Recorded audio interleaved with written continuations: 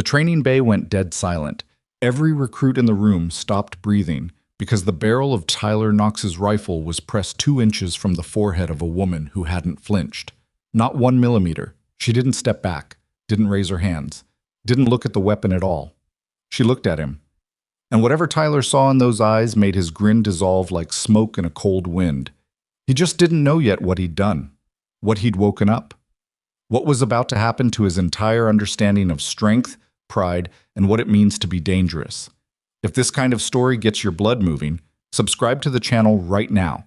Hit that like button and drop your city and country in the comments below. I want to see exactly how far this story travels. Stay with me until the very end. You won't want to miss what comes next. The morning the facility's intake log recorded her name, nobody at Raven Ridge Combat Evaluation Center looked twice. Evelyn Cross. Consulting. Clearance level, restricted. Purpose of visit, assessment observation. That was it. No rank, no unit designation, no biographical addendum. Just a name typed in bland administrative font beneath 17 other entries, sandwiched between a kitchen equipment delivery and a scheduled HVAC inspection. The duty officer at the front gate had glanced at her credentials, verified the barcode, and waved her through with the same energy he reserved for mail carriers and cafeteria vendors. She had thanked him quietly and walked into the compound. That was the first sign, had anyone been paying attention. She knew exactly where she was going. No hesitation at the corridor junction, no pause at the security checkpoint to check the building map mounted on the cinder block wall, no glancing at her phone for directions. She walked the way people walk when they've memorized the path before they arrived. Deliberate without appearing deliberate, measured without looking careful. She turned left at the secondary hallway before the sign directing visitors right, cutting through the maintenance access corridor, emerging directly into the observation gallery above Training Bay 14, seconds before Staff Sergeant Cole Mercer led his platoon through the main doors below.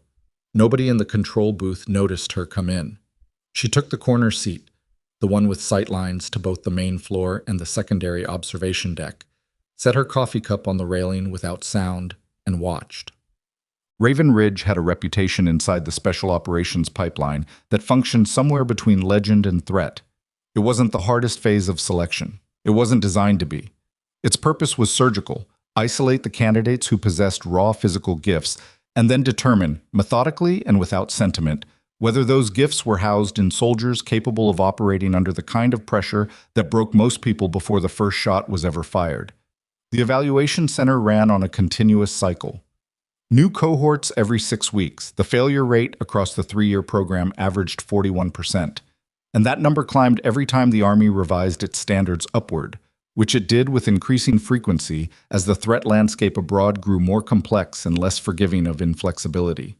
Staff Sergeant Cole Mercer had been running platoons through this facility for 4 years. He was good at it. Good in the way that a particular kind of career NCO becomes good at a particular kind of job, through repetition, instinct, and an almost religious faith in the correctness of his own methods. He was not a cruel instructor by the standards of his profession. He did not manufacture suffering for its own sake, but he possessed the quality common to a certain type of powerful man who has never been seriously challenged. He had confused the absence of failure with the presence of wisdom. He walked through those bay doors that morning the way he walked through every morning, shoulders squared, pace measured, voice calibrated at exactly the volume required to fill a large space without shouting. "Listen up," he said, not breaking stride. "Today's assessment is a full CQB run through the mock urban structure. 2-man entries, alternating lead. I want sectors cleared in under 4 minutes per room. Shoot houses open at 0800. We have an observer joining us from the Pentagon's Evaluation and Standards Division." He gestured toward the observation gallery without looking up at it. "Try not to embarrass yourselves in front of the desk jockeys." Laughter scattered through the platoon, easy, practiced laughter. The kind soldiers produce on cue when a sergeant makes a joke, not because the joke is funny, but because the alternative requires effort. In the corner seat of the observation gallery, Evelyn Cross lifted her coffee cup and took a slow sip. Tyler Knox was the 3rd man in the formation. He stood 6'1" with the kind of physical presence that rooms tend to reorganize themselves around. Broad across the shoulders, narrow in the jaw, with the posture of someone who had been told he was exceptional often enough that he'd stopped questioning it. His assessment scores were legitimately outstanding, top 5% in marksmanship, top 3% in obstacle course time. His situational awareness scores in the preliminary evals had been high enough that 2 evaluators had separately flagged him for a fast-track recommendation. He knew all of this. That was the problem. There's a particular species of talented young soldier who knows exactly how talented he is, and that knowledge sits inside him like a stone in a boot, not debilitating, but present at every step, shaping his gait in ways he doesn't notice and other people can't ignore. Tyler Knox had been the best athlete in his high school, the best recruit in his basic training cycle, the best performer in every evaluation phase he'd passed through so far. Nobody had ever stood in front of him and handed him something he couldn't match or exceed. When Mercer mentioned the observer from the Pentagon, Tyler glanced up at the gallery. He saw the woman in the corner, plain gray civilian clothes, medium height, dark hair pulled back with no particular care for appearance, a paper coffee cup from the facility canteen. She wasn't looking at the formation. She was looking at the training floor, specifically at the mock building's southeast entry point, with an expression that conveyed nothing at all. "That's our observer?" Tyler murmured to the soldier beside him. "Guess so. She looked like anyone who's ever operated a day in her life to you?" "Not even slightly."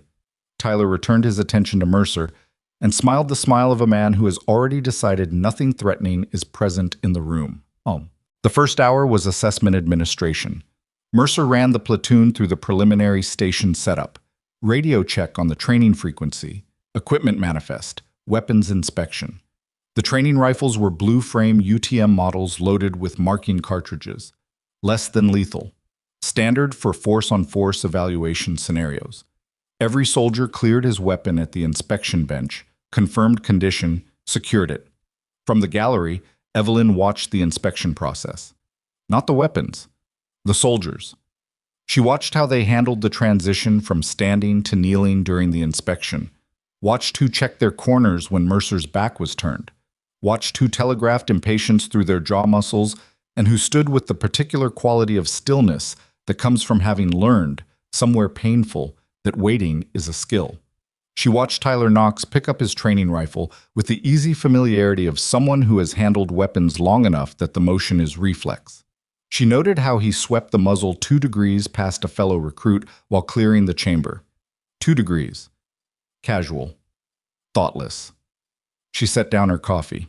Whoa. Mercer called the platoon to attention at 0750 and delivered the scenario briefing with the practiced efficiency of a man who had given this particular speech enough times that he had stopped considering whether any of the words were actually landing. Mock structure is 4 rooms, 2 stories, 1 stairwell. Simulated hostage in room 4. 1 hostile per room, designated by red tab targets. First team intakes primary breach. Second team stacks on the secondary entry. Timer starts on first breach charge. Any questions? Silence. Good. We run it clean, we run it fast, we all go home happy. We run it sloppy. He paused, letting the half-second of quiet do the work. We run it again. He turned and glanced up at the observation gallery. Our guest from the Pentagon is here to evaluate training methodology, not individual performance, he said, loudly enough that the gallery could hear clearly. So nobody needs to show off for the desk analyst. More laughter. Evelyn Cross did not react. She was looking at the training building's main entry door, specifically at the hydraulic hinge mechanism and the motion sensor mounted at head height on the interior frame. She was counting the seconds between cycles. The sensor had a reset interval. She counted it twice, confirmed it, and returned her attention to the floor. The first team made their breach at 0803. Corporal Jessup and Private First Class Rains. A solid pairing, technically proficient, decent communication discipline. They cleared the first room in 47 seconds. Adequate. Not impressive. Their communication was clean on the entry call, but degraded under simulated contact pressure, with Rains talking over Jessup's sector clear call during the transition to the stairs. Mercer marked it without expression. The second team was faster. Sharp entry, good stack discipline, but their muzzle discipline in the tight hallway corridor slipped twice, muzzles crossing bodies during the turn onto the stairwell landing. Mercer's pen moved. Tyler's team was fourth. He and his partner, a compact soldier named Delgado, ran the course with the kind of calibrated aggression that came from genuine talent applied to a familiar problem. Tyler's breach timing was excellent. His sector acquisition was fast and systematic. His communication with Delgado was minimal, which could mean either exceptional nonverbal coordination or insufficient coverage, and in this case it was clearly the former. They finished the four-room structure in 3 minutes 22 seconds. The previous best of the morning had been 3:41. Tyler came out of the building's exit door and didn't bother to check his time. He already knew.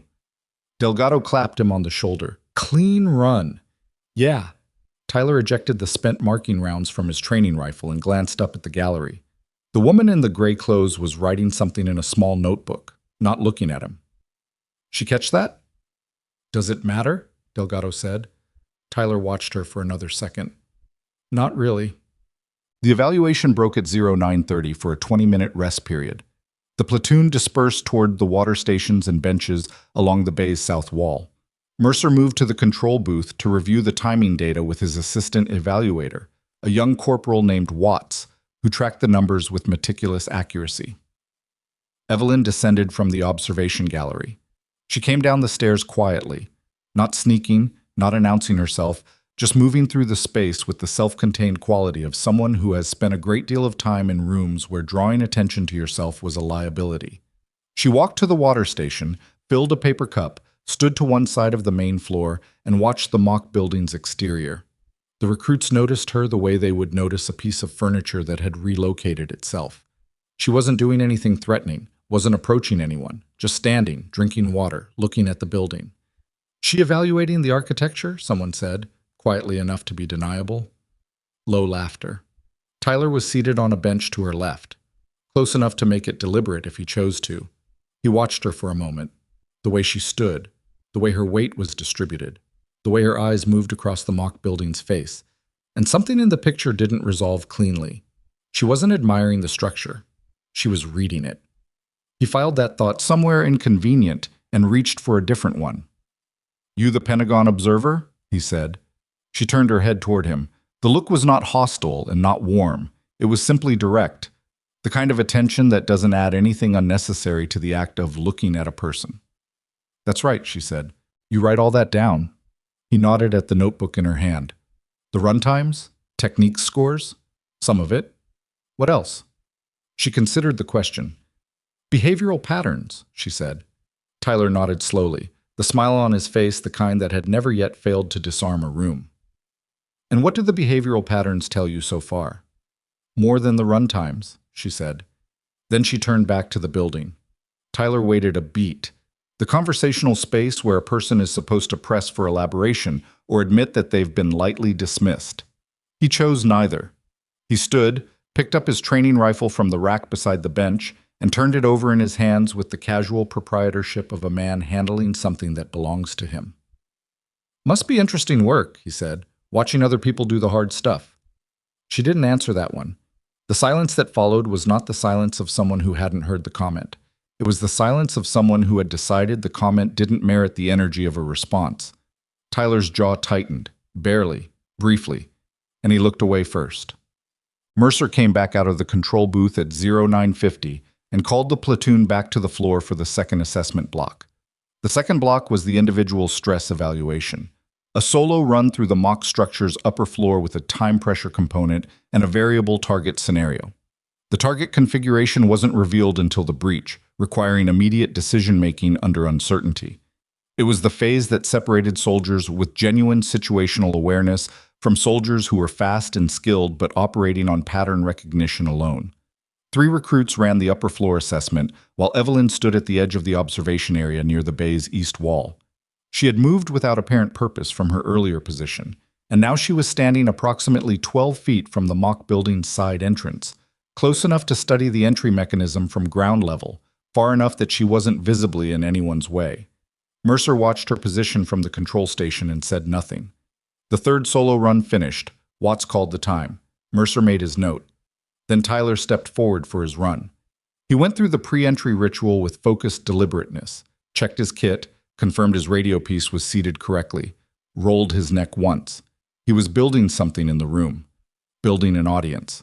The recruits who'd finished their runs had stayed to watch because Tyler's scores were the standard they were all measured against. And even among soldiers with healthy competitive instincts, there was a grudging acknowledgement that watching Tyler Knox work was instructive. He took his position at the breach point. He reached down and adjusted his grip on the training rifle. And then, in the specific way that catastrophes begin, not with a dramatic decision, but with a thoughtless gesture that snowballs faster than anyone can reverse, Tyler turned, took 3 steps away from the breach point, and stopped directly in front of Evelyn Cross. "You might want to stand back a little," he said pleasantly. "This will be hard to follow if you're not used to watching real operators work." She looked at him. "I'll manage," she said. Tyler's smile widened. He glanced back at the platoon, quick, involuntary, the glance of someone checking for his audience, and lifted the training rifle with one hand, the barrel swinging lazily upward as he gestured toward the building. And then the muzzle stopped, pointed directly between Evelyn Cross's eyes. It wasn't premeditated. That was the thing that nobody in the room would be able to articulate clearly afterward. It wasn't a planned act of aggression. It was the species of thoughtlessness that happens when a person has never faced any consequence for their carelessness. Tyler had been swinging the muzzle around loosely all morning. The 2-degree sweep during weapons inspection. The casual carry between stations. Nothing had ever come of it, because nothing had ever come of it. This time, the barrel stopped with its aperture 6 inches from her face, and Tyler, smiling, easy, performing for the room, said, "Bang." The bay went silent. Not the silence of a room that's waiting for something. The silence of a room that knows something has happened that cannot be untaken. Mercer's voice came from across the floor, flat and sharp.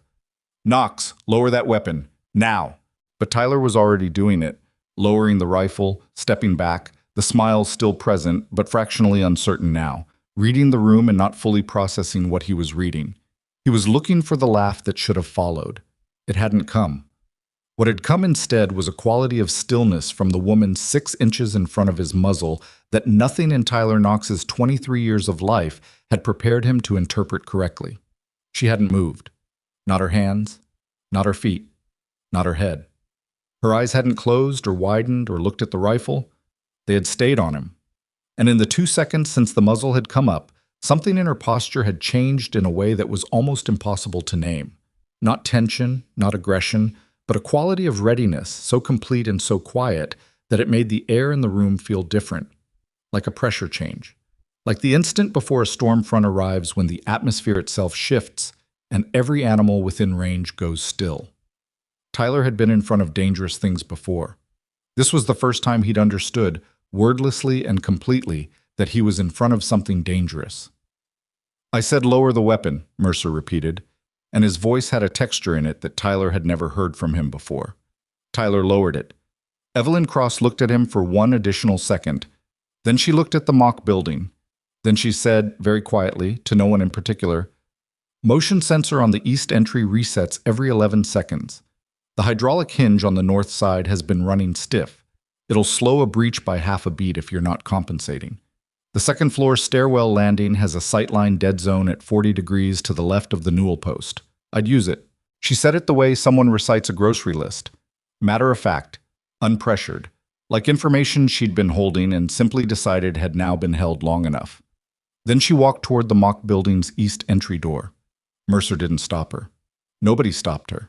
The only sound in the bay was the overhead fluorescent lights buzzing with the particular frequency of electricity moving through aging ballasts, and the measured fall of Evelyn Cross's footsteps on the polished concrete floor, and somewhere in the equipment racks, the quiet mechanical cycling of the east entry's motion sensor, resetting, just as she'd said, exactly on 11.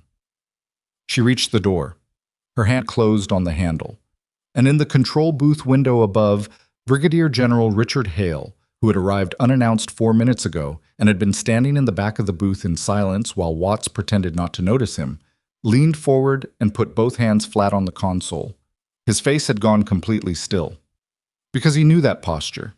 He had seen it once before, in a basement in Mosul in 2009, in a hallway with 3 tangos on the other side of a door, and a woman with a master breacher's kit and a silver star. She hadn't been awarded yet, standing at the threshold with exactly that quality of absolute undramatic readiness. Watts, he said quietly. Sir. Start the timer. Watts looked at him. Sir, she's not. Start the timer, Hale said. The digital display on the bay's south wall blinked to life. The east entry door opened. Evelyn Cross went inside. Continued set.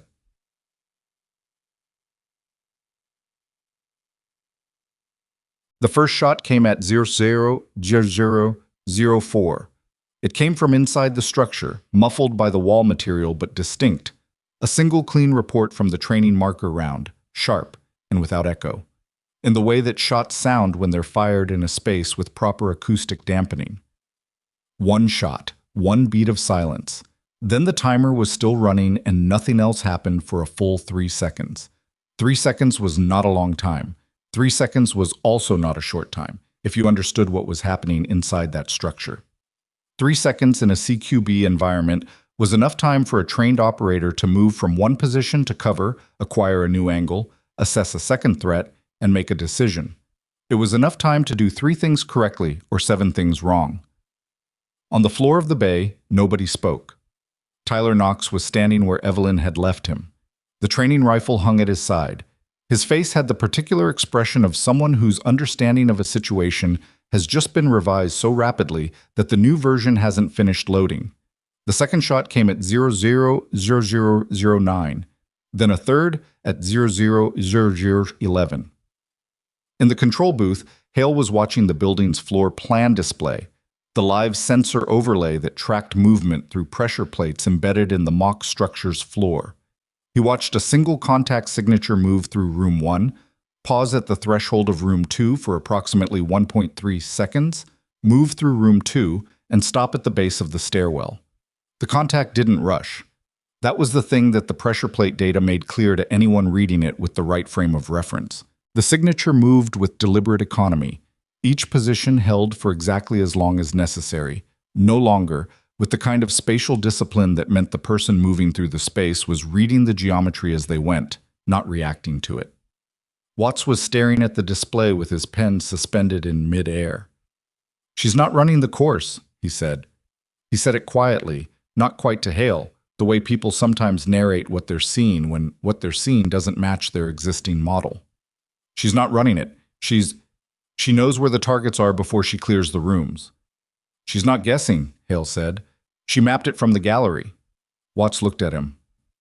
"She's been in this building before," Watts said, half statement and half question. "Not this one," Hale said, a fourth shot, a fifth. The contact signature on the pressure plate display climbed the stairwell, paused at the landing for 0.8 seconds, specifically at 40 degrees from the newel post, exactly where she'd said the dead zone was, and moved into the upper floor. Room 3. 31. One shot. Room 4 was the hostage scenario. Red tab hostile, green tab civilian.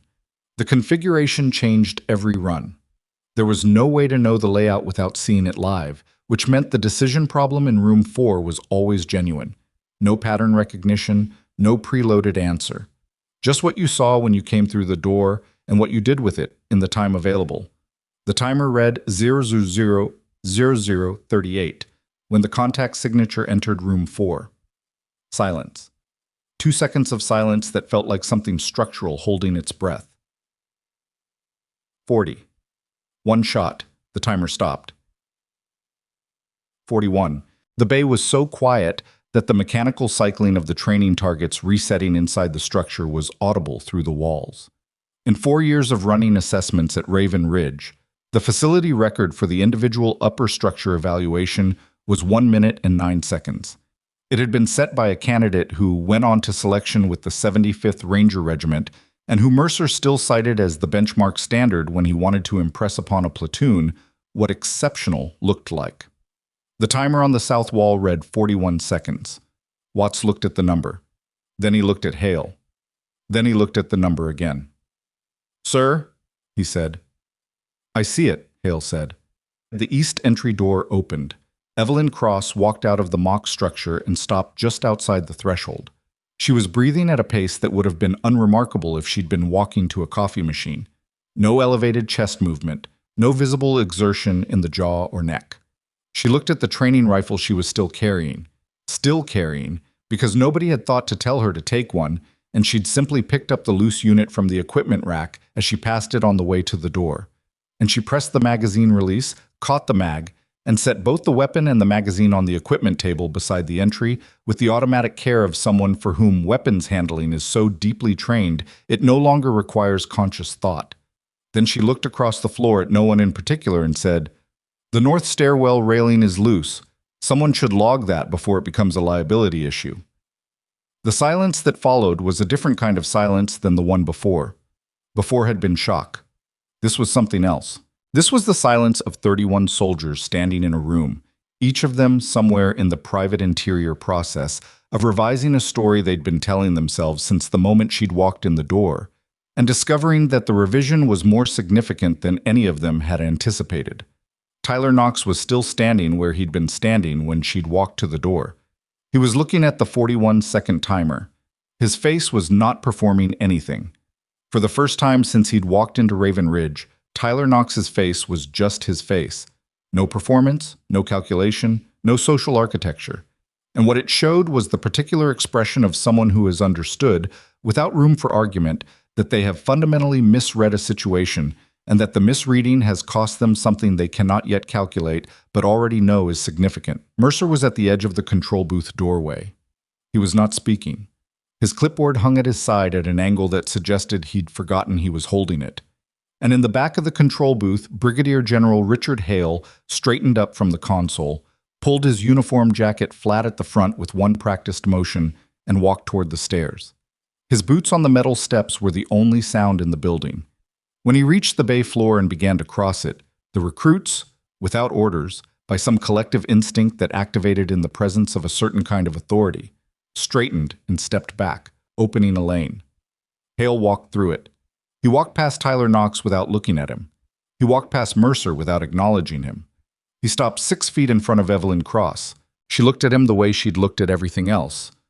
Directly, without effect, with the quality of someone who has decided that pretending to be surprised by developments is a waste of everyone's time. "I've only seen someone move like that once," Hale said. His voice was quiet enough that only the people nearest to him could hear it clearly, and quiet in the way that authority sometimes gets quiet when it drops the volume not for discretion but for emphasis. "Mosul," he said. 2009. Evelyn Cross said nothing. Hale turned and walked to the control booth. He climbed the stairs, spoke briefly to Watts, and came back down with the facility's main display activated, the large screen on the bay's north wall that Mercer used for after-action reviews and tactical debrief presentations. The display resolved. Not a timer, not a floor plan, a personnel file. And the room, which had already been silent, went a different quality of silent. The kind that happens when people read words they weren't expecting and find that each word removes a layer of certainty they'd been relying on. Cross, Evelyn R., retired. Command Sergeant Major, U.S. Army.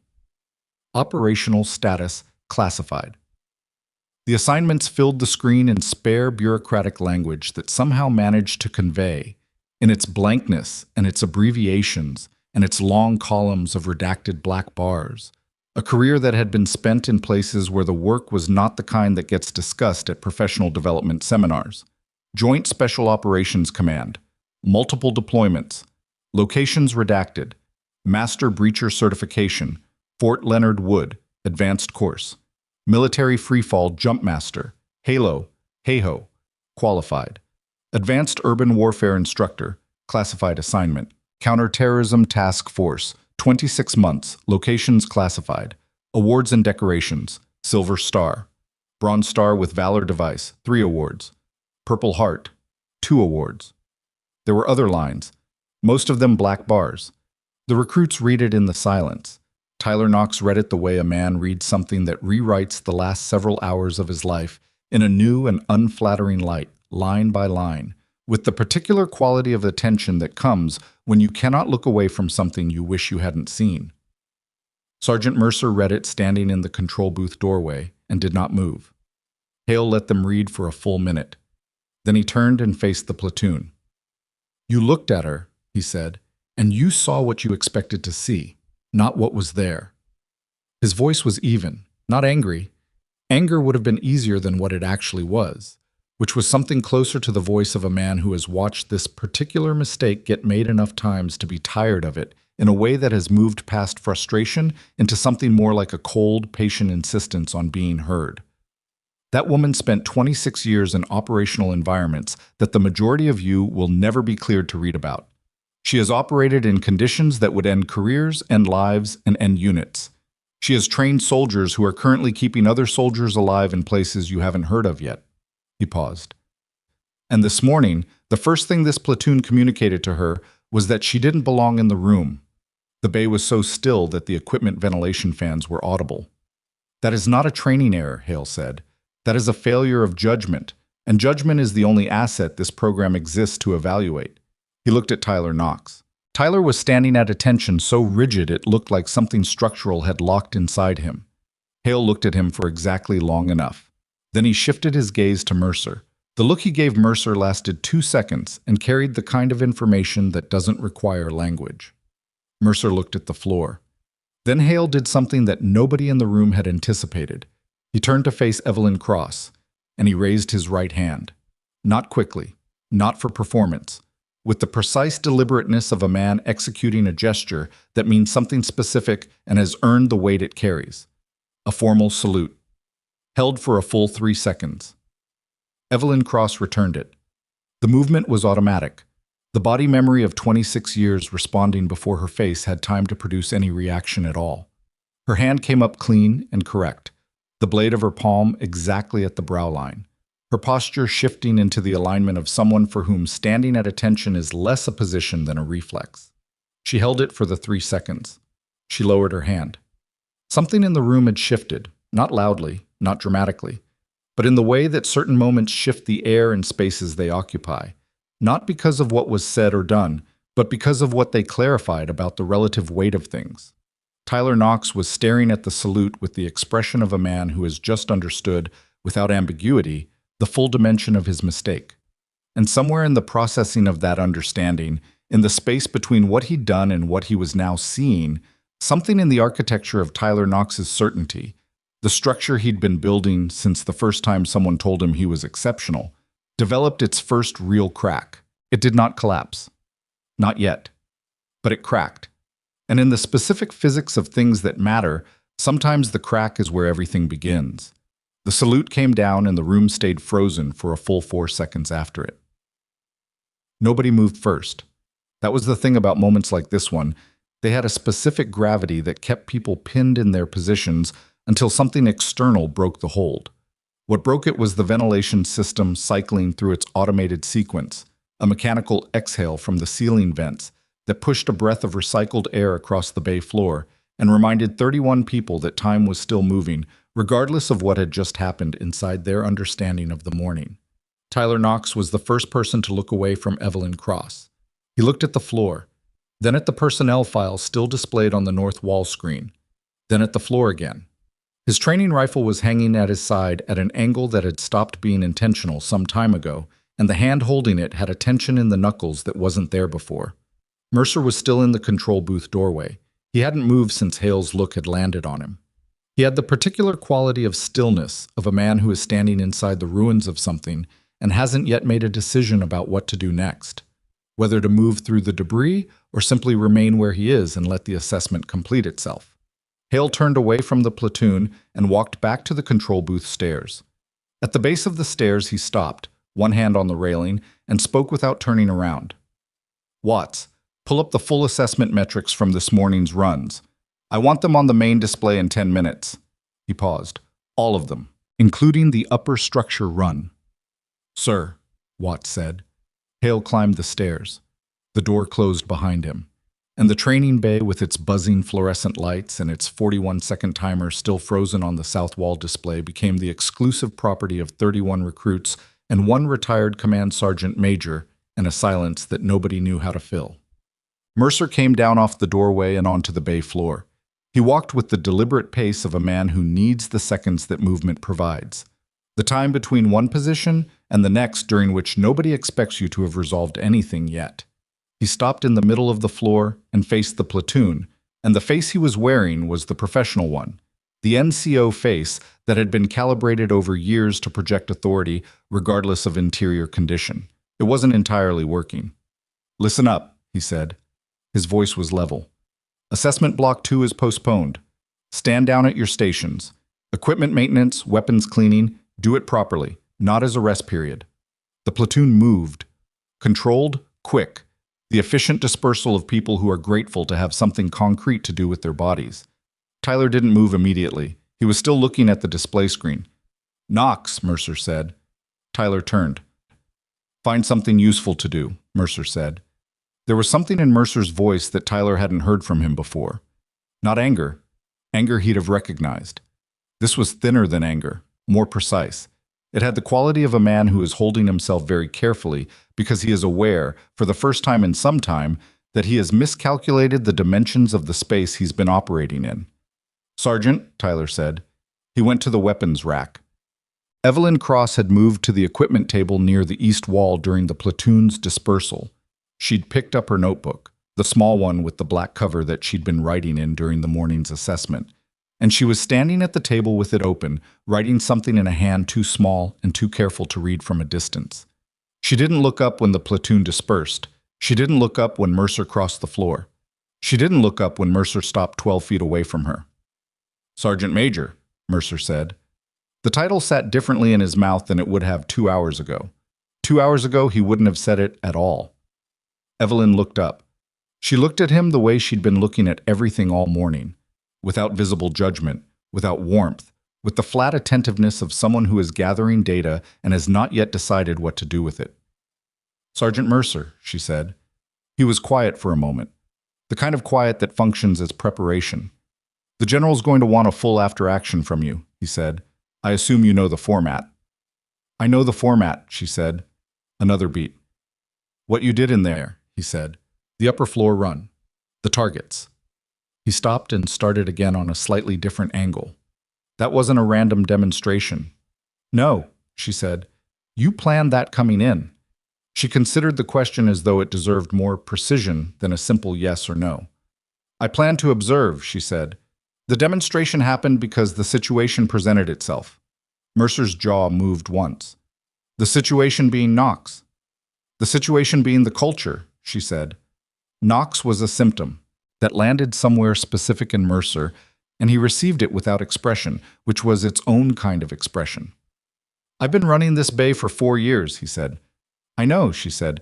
Your numbers are strong," she said. "Your completion rates are above facility average. Your individual performance metrics are competitive within the pipeline." She said it without inflection, which meant it wasn't a compliment and wasn't an attack. It was inventory. Performance metrics measure what soldiers do when the task is defined and the rules are clear. They don't measure what soldiers do when the rules turn out to be wrong. Mercer looked at her for a moment. "Is that what you're putting in your report?" he said. It wasn't quite a question. "My report reflects what I observed," she said. "What I observed this morning was a training environment in which a soldier felt comfortable pointing a weapon at a civilian with an informal verbal threat in the presence of his NCO and anticipated a laugh." She closed the notebook. "The laugh matters more than the weapon," she said. "The weapon was careless. The laugh was structural." Mercer absorbed that. He nodded once, a small, tight movement, more acknowledgement than agreement, the nod of a man who has heard something he needs to think about and isn't ready to discuss further. He walked back to the control booth. Tyler was at the weapons bench in the southeast corner of the bay, working through a field strip of his training rifle with the automatic efficiency of a soldier for whom the process has long since become reflex. Disassembly, inspection, reassembly. His hands moved through it without the guidance of his full attention, which left his full attention free to do what it had been doing for the last 20 minutes. Process the morning in sequential order and find each stage worse than the last. Delgado came and sat on the bench beside him with his own weapon and didn't say anything immediately, which was the correct choice, and one of the reasons Tyler had always gotten along well with Delgado. They worked in silence for a while. "You know she didn't set that up," Delgado said finally. "I know," Tyler said. "Like she didn't come in here planning to make you look like an idiot specifically." "I said I know, Delgado." I'm just saying because you look like you're building a version of this morning where someone did something to you. Tyler set the receiver down on the bench with slightly more force than the task required. I aimed a training rifle at a woman's face and said, "Bang." Yeah. And she'd been in more classified operations than I have years on this earth. Yeah. And then I told her it must be interesting watching other people do the hard stuff. Delgado was quiet. So I'm not building a version where someone did something to me, Tyler said. I'm building a version where I did something to myself, and it's a significantly worse version. Delgado picked up the barrel of his own weapon and began running the cleaning patch through it. She didn't report it, he said. The weapon thing. She could have gone straight to Hale. She didn't need to, Tyler said. Hale was already there. When? Tyler reassembled the rifle with the same automatic efficiency, not looking at his hands. Control booth. He was in the control booth before she ran the building. He watched the whole thing. Delgado processed that. So the full run, the 41 seconds, all of it, he watched that live. Yeah. And he already knew who she was. Had to, Tyler said. The way he looked when he came down those stairs. That wasn't surprise. That was... He stopped, choosing the word with more care than usual. Recognition. He set the reassembled rifle on the rack and sat there with his hands on his knees, looking at the north wall where the personnel file had been displayed 20 minutes ago and where the screen had returned to the facility's standard training calendar. 26 years, he said. 2 purple hearts. 3 bronze stars, Delgado said. The Valor device. 3. They both sat with that for a moment. I've been here 8 months, Tyler said, and I walked up to her and I said... He stopped. I don't even know why I walked up to her. I don't know what I was trying to do. I wasn't trying to do anything specific. That's the thing. I just did it. Like it didn't occur to me that there was a reason not to. That's the problem, Delgado said. Yeah, Tyler said. I know. At 10:20, Watts appeared at the bay floor door and announced that General Hale would be conducting the after-action review in 30 minutes. Full platoon attendance, control booth display, all assessment data from the morning's runs, including the upper structure evaluation. The platoon reorganized itself with the focused economy of people who need to be useful. Tyler spent the 28 minutes before the review at the weapons bench running a second unnecessary cleaning on his already clean rifle, which was the closest approximation of sitting still that he could manage. At the back of the bay, Evelyn Cross was on the phone. Not a cell phone, the facility's landline, the one mounted on the east wall near the equipment storage alcove. She was speaking quietly, in the tone of someone conducting a professional conversation that has been pending for some time. What she was saying wasn't audible across the floor. What was visible was the quality of attention she brought to the call, the same flat, focused quality she brought to everything, and the fact that at one point she turned and looked at the mock building while she was talking, her eyes moving along its exterior with the systematic attention of an inspector rather than a spectator. She finished the call, hung up, wrote something in the notebook. Then she walked to the mock building's north side entry, the one with the stiff hydraulic hinge she'd identified that morning, and stood there for a moment, looking at the hinge mechanism specifically. She crouched and examined the housing. She stood again. She pushed the door open slowly, monitoring the resistance through the arc, and pressed the hinge lightly at 3 points along the assembly with 2 fingers, the way you test something structural for the location of a problem rather than just the presence of one. She went inside. She came out 90 seconds later and walked to Watts, who was standing at the control station near the bay entrance. The north entry hinge needs maintenance, she said. 3rd stage compression fitting is worn. If you're running breach entries against it, you're going to see inconsistent resistance and it'll start affecting your timing data inside 2 weeks. Probably already is. Watts looked at her. He was 24 years old and had the slightly overwhelmed expression of someone who has been operating close to something he doesn't have full context for and is managing by staying very focused on the procedural. I'll log it, he said. The maintenance request form is in the facility management system under equipment anomalies, she said. Not under training equipment, just under facility infrastructure. Different queue, faster response time. How do you know? Spent 14 months as an urban warfare instructor at a facility that ran the same system, she said. Wrong queue adds 3 weeks to the service ticket. Watts wrote it down. The after-action review was not what anyone in the platoon had anticipated. General Hale ran it himself, which was unusual enough that several recruits exchanged brief glances when he took the position at the front of the control booth rather than ceding it to Mercer. Mercer sat at the evaluator's station to the right, with his clipboard and the expression of a man attending a proceeding where his role is observer rather than participant. Hale pulled up the assessment data. Every run from the morning's evaluation block, individual times, sector coverage scores, communication grades, muzzle discipline markers. He went through them methodically and without commentary, in the way that certain senior officers present data when the data is doing the speaking. The upper structure run was last. The time appeared on the display. 41. This is not on the assessment record, Hale said. Sergeant Major Cross was not a scheduled participant, and her run does not count toward any facility benchmark. He looked at the platoon. It exists as a data point for you personally. What you do with it is your business. He let the number sit on the screen. Previous facility best, he said, 1 minute 9 seconds, set 14 months ago. Candidate with Ranger selection recommendation. He paused. 28-second differential. In a course she had never run before. With a weapon she picked up off the equipment rack because nobody gave her one. Another pause. Having already spent the previous 3 hours standing in an observation gallery. Nobody moved. I'm not telling you this to demoralize you, Hale said. I am telling you this because every one of you is going to reach a point in your career, maybe once, maybe repeatedly, where you encounter someone who is significantly better at this than you are. And the variable that determines whether that encounter makes you better or worse is the story you tell yourself about it. He clicked to the next slide. It was a photograph. Black and white, clearly operational, the kind of image that had the flat lighting and the frame quality of a camera brought into a place where cameras weren't officially present.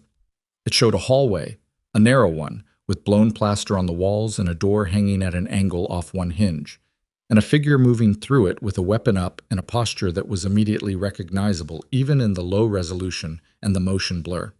The slide said nothing, no caption, no date, no location, but the posture was Evelyn Cross's. This is what 26 years produces, Hale said. Not the record time, not the technical score. This. He tapped the image. The ability to move through a space that is trying to kill you and make it look like a Tuesday morning. He clicked the display off. Assessment Block 2 runs this afternoon at 1400. Mercer. He looked at Mercer. We'll debrief at 1700. The tone in that last sentence had the specific character of a closing door. Mercer nodded.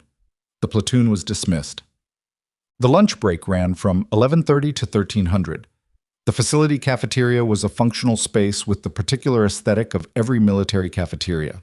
Laminate tables, fluorescent overheads, the institutional smell of food that has been prepared at scale for people who are more interested in calories than composition. Tyler Knox took a tray and ate alone at the corner table that faced the window, which looked out over the facility's exterior training range, a long stretch of hard-packed earth and obstacle structures that were empty at midday. He ate without tasting anything. He was thinking about the photograph, specifically about the hallway in the photograph and the quality of movement it captured, the forward lean that was almost imperceptible, the way the weapon was carried not at the shoulder in the textbook high-ready position, but slightly lower and angled in, the adjustment of a person who had learned through actual application that the textbook position telegraphs your presence at corners in a way that the adjusted one doesn't.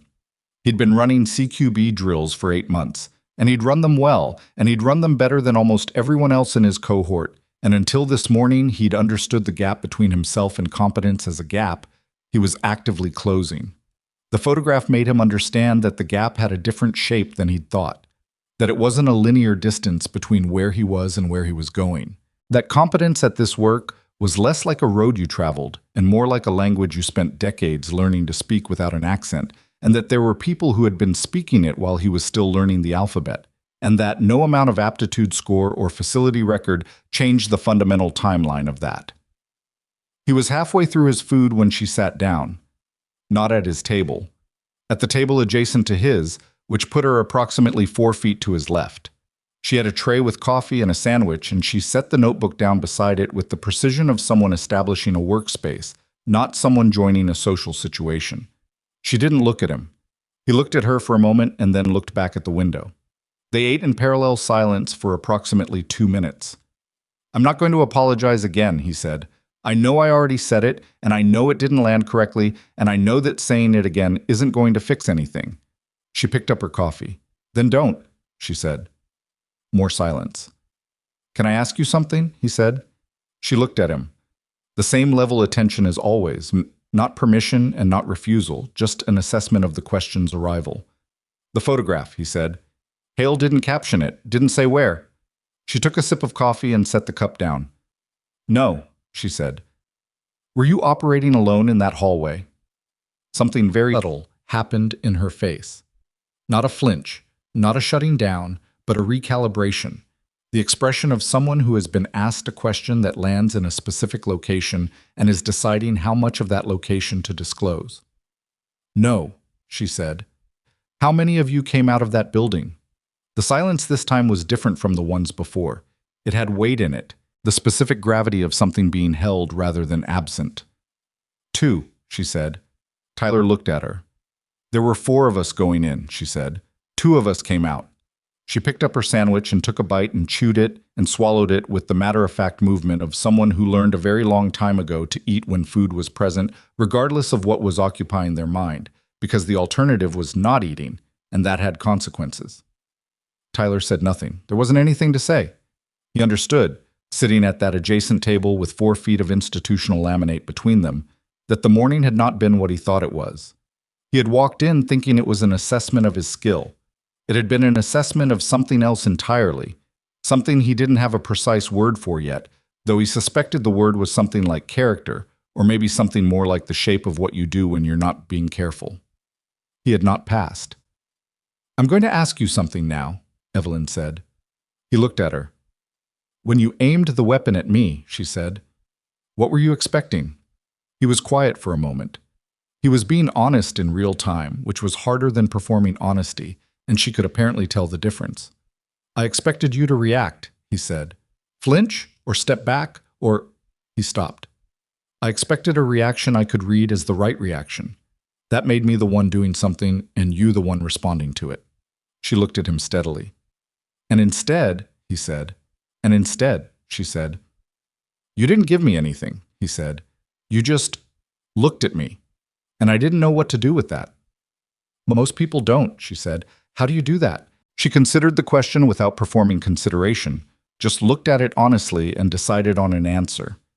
You stop being surprised by what people point at you, she said, after enough iterations. You reach a point where your nervous system runs the threat calculus faster than your conscious mind processes the optics, and the calculus on a training rifle in a controlled environment comes back low enough that the rest of you just waits. That's not training, Tyler said. No, she said. It's not. She stood, picked up her tray and her notebook and her coffee, moved toward the tray return. At the tray station, she stopped without turning around. Block 2 this afternoon, she said. The stress evaluation runs a variable target scenario. The configuration changes, but the decision geometry doesn't. You're always choosing between speed and accuracy, and the question is which one you can afford to sacrifice in the specific context. She paused. In room 4 this morning, I took 2.1 seconds before I fired, longest pause of the run. Tyler waited. The hostile target was positioned behind the civilian's left shoulder, she said. Partial exposure. If I fire at standard speed, I'm accepting a margin of error that puts the civilian in the cone of probability. She turned and looked at him directly. I took 2.1 seconds because 2.1 seconds was what the shot required. Not because I was fast, because I was precise enough to know what fast would cost. She walked out of the cafeteria. Tyler sat with what she'd said for a while, working through the geometry of it. Not the tactical geometry specifically, but the larger geometry that it was pointing at. The idea that speed was a tool rather than a virtue. That knowing what something would cost was itself a form of capability. He finished his food. He went back to the bay early. He set up at the weapons bench and ran the field strip sequence. Disassembly, inspection, reassembly. Slower than he normally did it. Not slower because he couldn't do it fast. Slower because he was actually looking at what his hands were doing for the first time in months, checking the function of each component rather than confirming its presence, treating familiar work like it might still have something to teach him. At 13:40, 20 minutes before Block 2 was scheduled to begin, Mercer came out of the control booth and crossed the bay floor. He walked with the same even pace he always used, controlled, professional, the walk of a man who moves the same way regardless of condition, because consistency has been practiced long enough to become automatic. He stopped in the center of the floor and stood there for a moment with his hands clasped behind his back. Then he walked to the equipment table on the east wall where Evelyn Cross had been working and picked up something she'd left there. It was a sheet of paper, the formal kind, the kind that came from the facility's administrative printer, with the header and the field structure of an official document. He looked at it. His face didn't change in a way that was visible from across the floor. He set it back down. He went to the weapons rack and began pulling out the afternoon's equipment with the systematic efficiency of a man performing a familiar task, and nothing in his movement communicated what he'd read on the paper. But Tyler Knox, who was 40 feet away at the bench with his hands moving slowly through the field strip sequence, watched Mercer set that paper down and recognized in the set of the man's shoulders something he'd never seen there before. Not defeat, exactly. The posture of someone who has had their map revised without being shown the new one.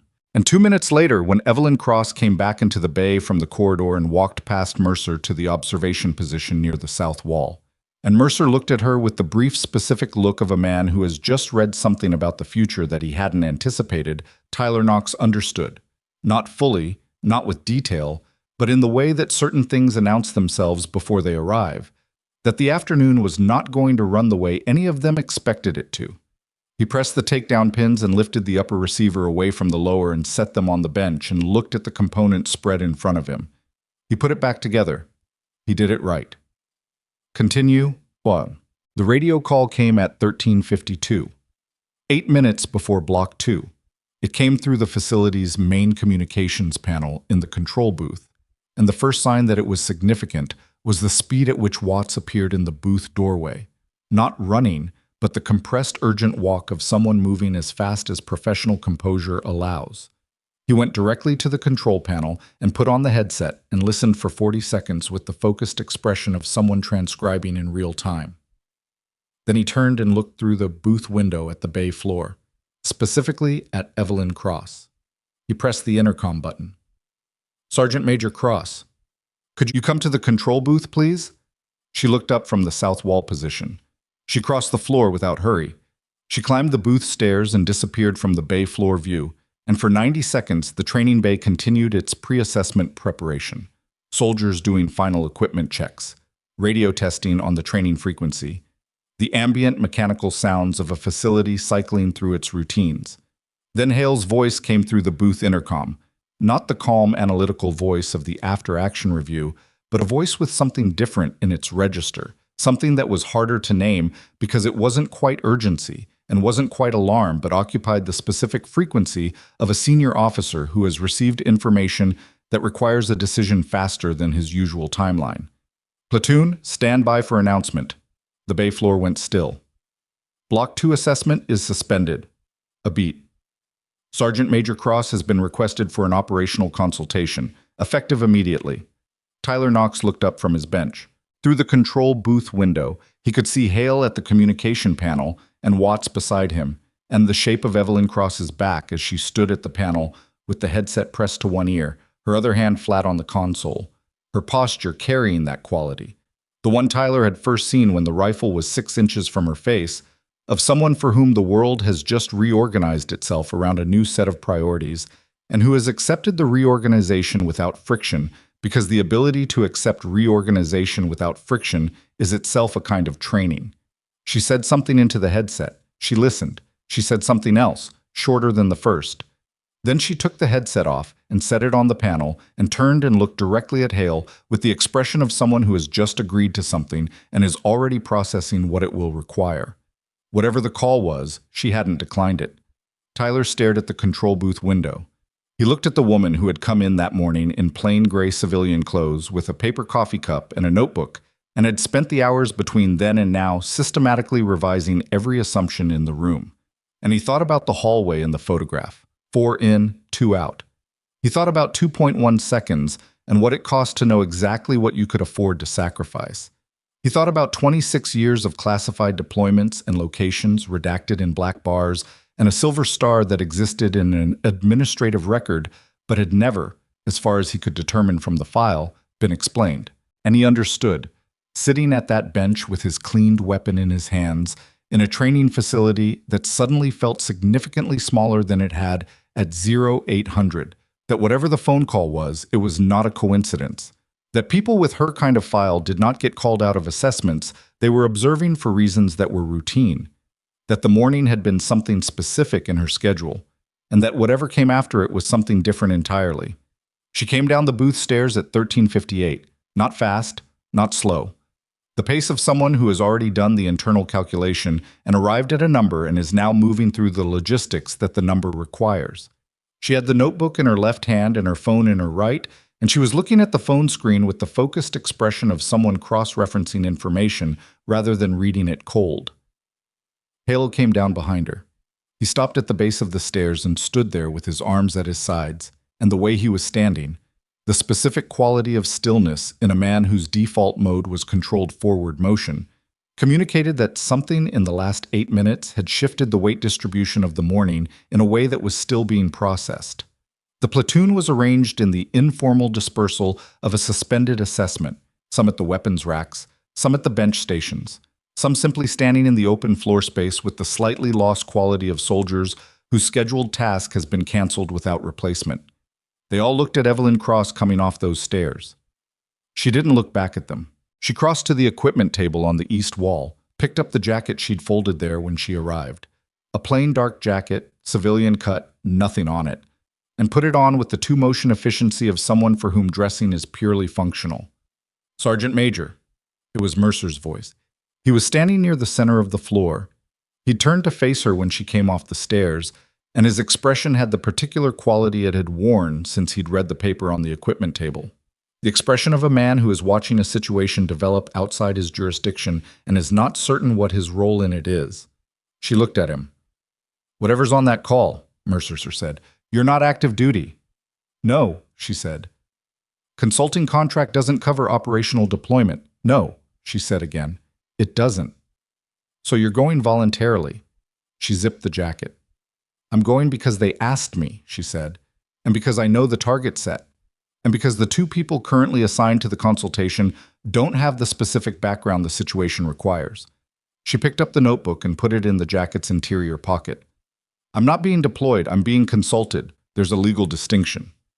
"And a practical one?" She looked at him directly. "Practically speaking," she said, "someone needs to walk into a room with specific people and say specific things and have them believed. That's a function of track record. Mine is relevant. The two currently assigned don't have it in this context." "What context?" Mercer said. She held his look for a moment. "The kind that ends up in black bars," she said. She picked up her bag from under the equipment table. A plain civilian bag, the kind that could belong to anyone, and walked toward the bay's main exit. Tyler Knox was standing near the weapons rack. She passed within 8 feet of him. She didn't look at him. He watched her pass. At the door, she stopped. She turned and looked at the training bay. Not at any specific person, but at the space itself, the way you look at a room you've been in briefly and might not see again. The mock building with its stiff north hinge. The south wall timer still showing 41 seconds. The observation gallery with the corner seat she'd chosen because of its sight lines. She looked at it for 2 seconds. Then she was gone. "What?" Hale waited until the exterior door had closed before he spoke. "Assessment suspended for the remainder of today," he said. "Full debrief at 0800 tomorrow. Use the afternoon for physical training and individual study. I want after-action self-assessments written and submitted to Watts by 1700. He looked at Mercer. "My office. Now." They left together. The bay became the exclusive property of 31 recruits, and the afternoon light coming through the high clerestory windows, and the sound of the ventilation system, and the ghost of a 41-second timer. Nobody spoke for a while. It was Delgado who broke it, which was consistent with Delgado's general function in the platoon, as the person who said the thing everyone was thinking. Once enough silence had established that nobody was going to perform nonchalance about it. "What just happened?" he said. Not to anyone specifically. To the room. Nobody answered because nobody had a complete answer. They had fragments. A radio call. A retired command sergeant major with a file full of black bars accepting an unspecified consultation on short notice. A general who looked like he'd been half expecting the call and was still adjusting to its arrival. Tyler Knox went to the bench and sat down. He looked at his hands. He was thinking about the hallway again. 4 in, 2 out. The way she'd said it, not with performance, not with the affected flatness of someone making their hardship audible, but with the genuine neutrality of a fact that has been held long enough to lose its edges. The way terrible things sometimes sound when the person carrying them has carried them long enough that they've learned to carry them without showing the weight. He was thinking about 1 seconds, and what it means to know exactly what you can afford. He was thinking about the way she'd moved through the mock building. Not the record time, not the score, but the specific quality of the movement. The way each position had been held for exactly as long as it needed to be. The way she'd known about the motion sensor and the hinge and the sightline dead zone before she walked through the door, because she'd been reading the building from the gallery for 3 hours while everyone in the room thought she was watching them. She hadn't been watching them. She'd been preparing. And nobody had noticed because nobody had looked at her as the kind of person who prepared for things. Tyler Knox sat with that understanding and felt something in his chest that wasn't quite shame and wasn't quite grief, but occupied the same general territory. The sensation of recognizing a mistake that is large enough and complete enough that there's no partial correction available. Either revise fully or you don't revise at all. The self-assessment Watts had requested was due at 1700. Most of the platoon spent the afternoon in the physical training yard or the individual study rooms, working through the assignment with the variable degree of honesty that soldiers bring to evaluations they know will be read by their chain of command.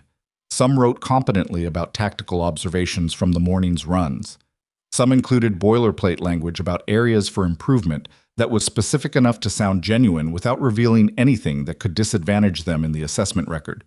Tyler Knox sat in the study room at the end of the corridor for 2 hours and wrote 4 drafts.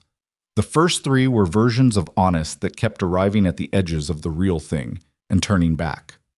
The 4th one he started at 1540 and didn't stop until it was done. And what he wrote was not comfortable and not strategic and would probably not help his assessment record, and he submitted it anyway at 1658. It was 2 pages.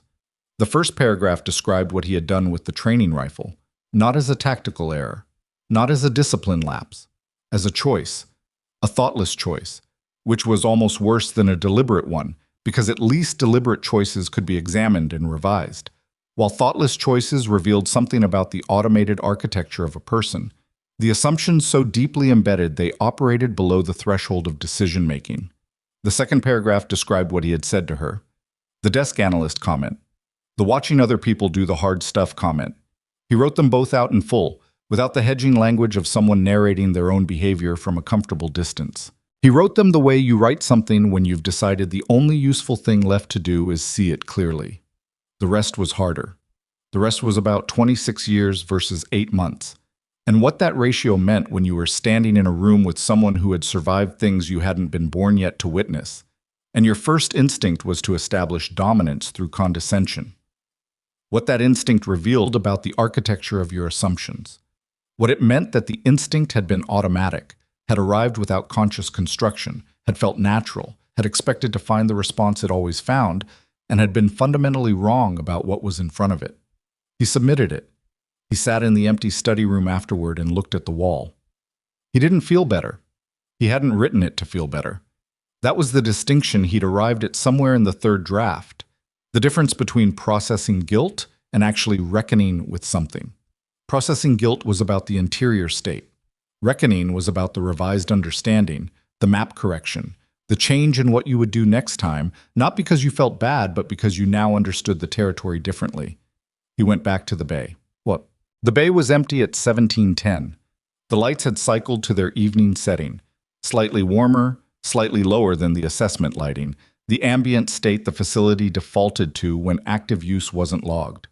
The mock building sat in the middle of the floor with its interior dark and its north hinge still waiting for the maintenance team. Tyler walked to the south wall. The timer was still on 41 seconds from the morning. Nobody had reset it. He looked at it for a moment, then reached past the guard panel and cleared the display. He walked to the east entry of the mock building. He stood at the door the way she'd stood at it, not performing the posture, just standing there, trying to feel the geometry of it. What it was like to be at a threshold, knowing what was on the other side, required a decision at a speed faster than deliberation. Knowing that the 2.1 seconds you were about to spend would be the difference between a civilian going home and a civilian not going home. He put his hand on the door. He pushed it open. He went inside. The mock building without its training lights was dim and quiet. The target mechanisms retracted, the rooms showing the scuff marks and tape outlines of hundreds of previous runs. He walked through room 1 without a weapon, just walking, trying to see what she'd seen. The entry angles, the dead zones, the transition points between positions. He walked the whole structure, all 4 rooms. Stairwell, upper floor, room 4. He stood in room 4 for a while. He looked at where the hostile target would have been, relative to where the civilian target would have been. He tried to visualize the 2.1 seconds, what it actually felt like to be a person with enough precision to know that standard speed was too expensive and enough control to take the extra time without the extra time costing you the whole problem. He couldn't fully imagine it. That was the honest answer. He could approximate it technically, but he couldn't feel it from the inside because he hadn't spent 26 years building the interior architecture that made it possible.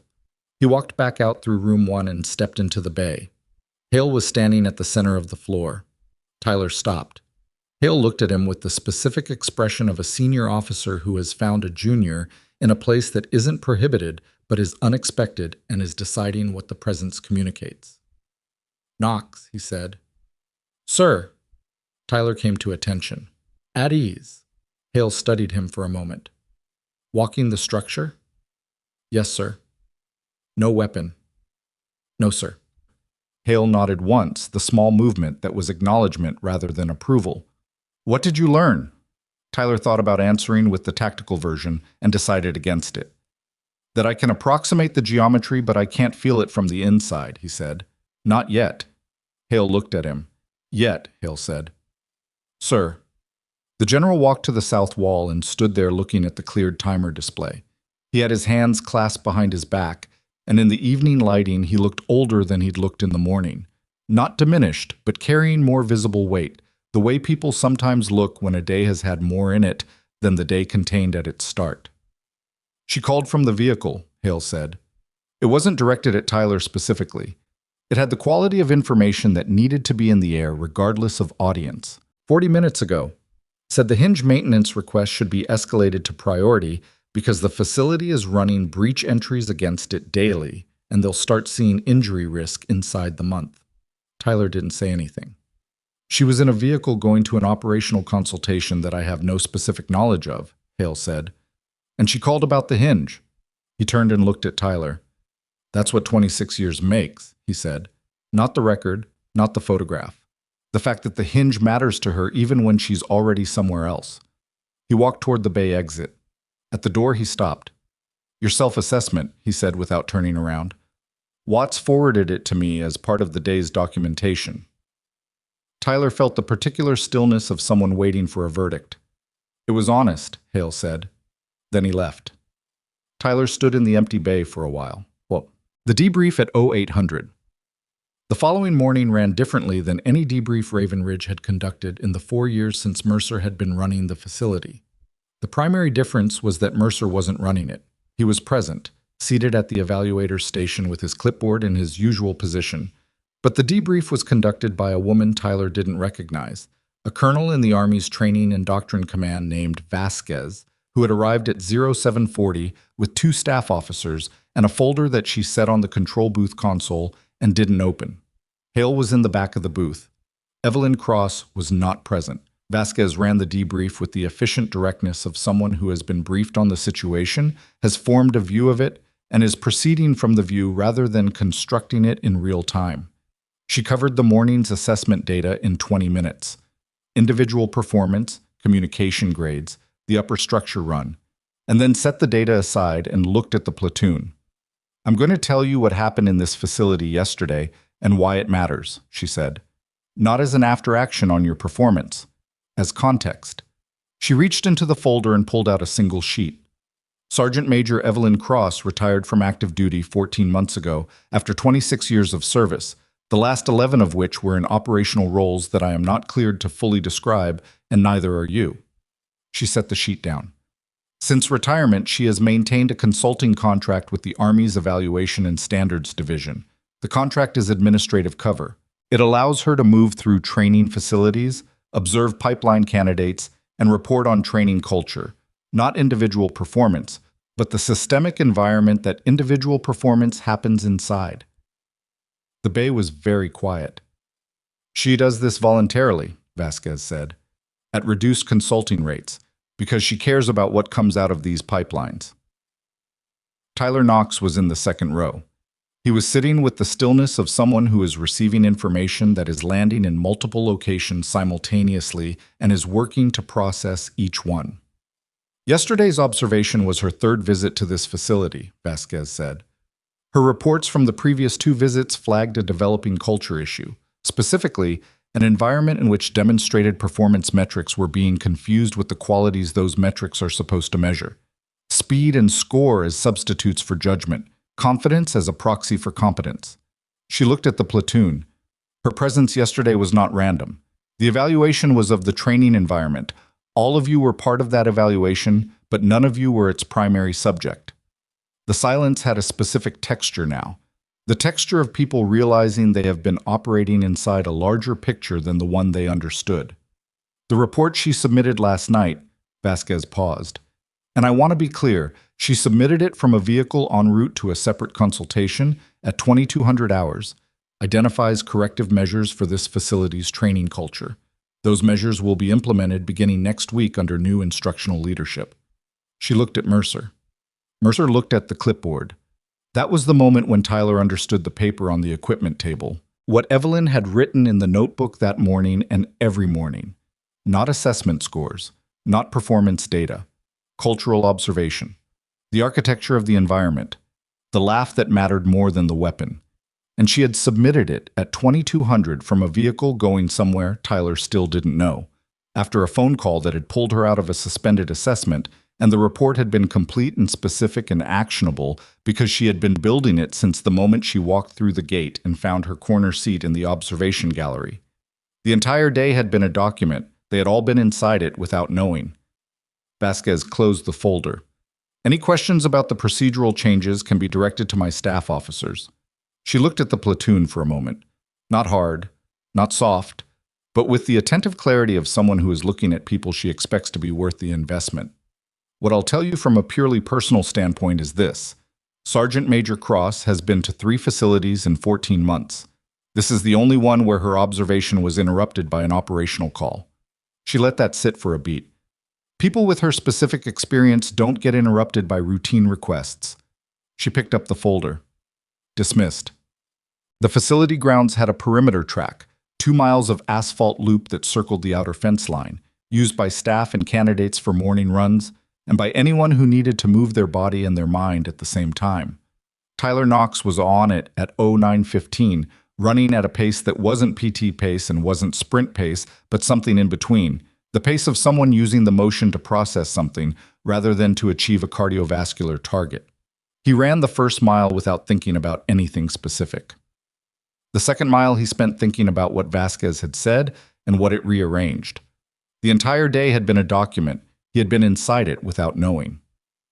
Evelyn Cross had arrived at this facility 14 months into a deliberate project of understanding what the training pipeline was producing and whether it was producing the right thing.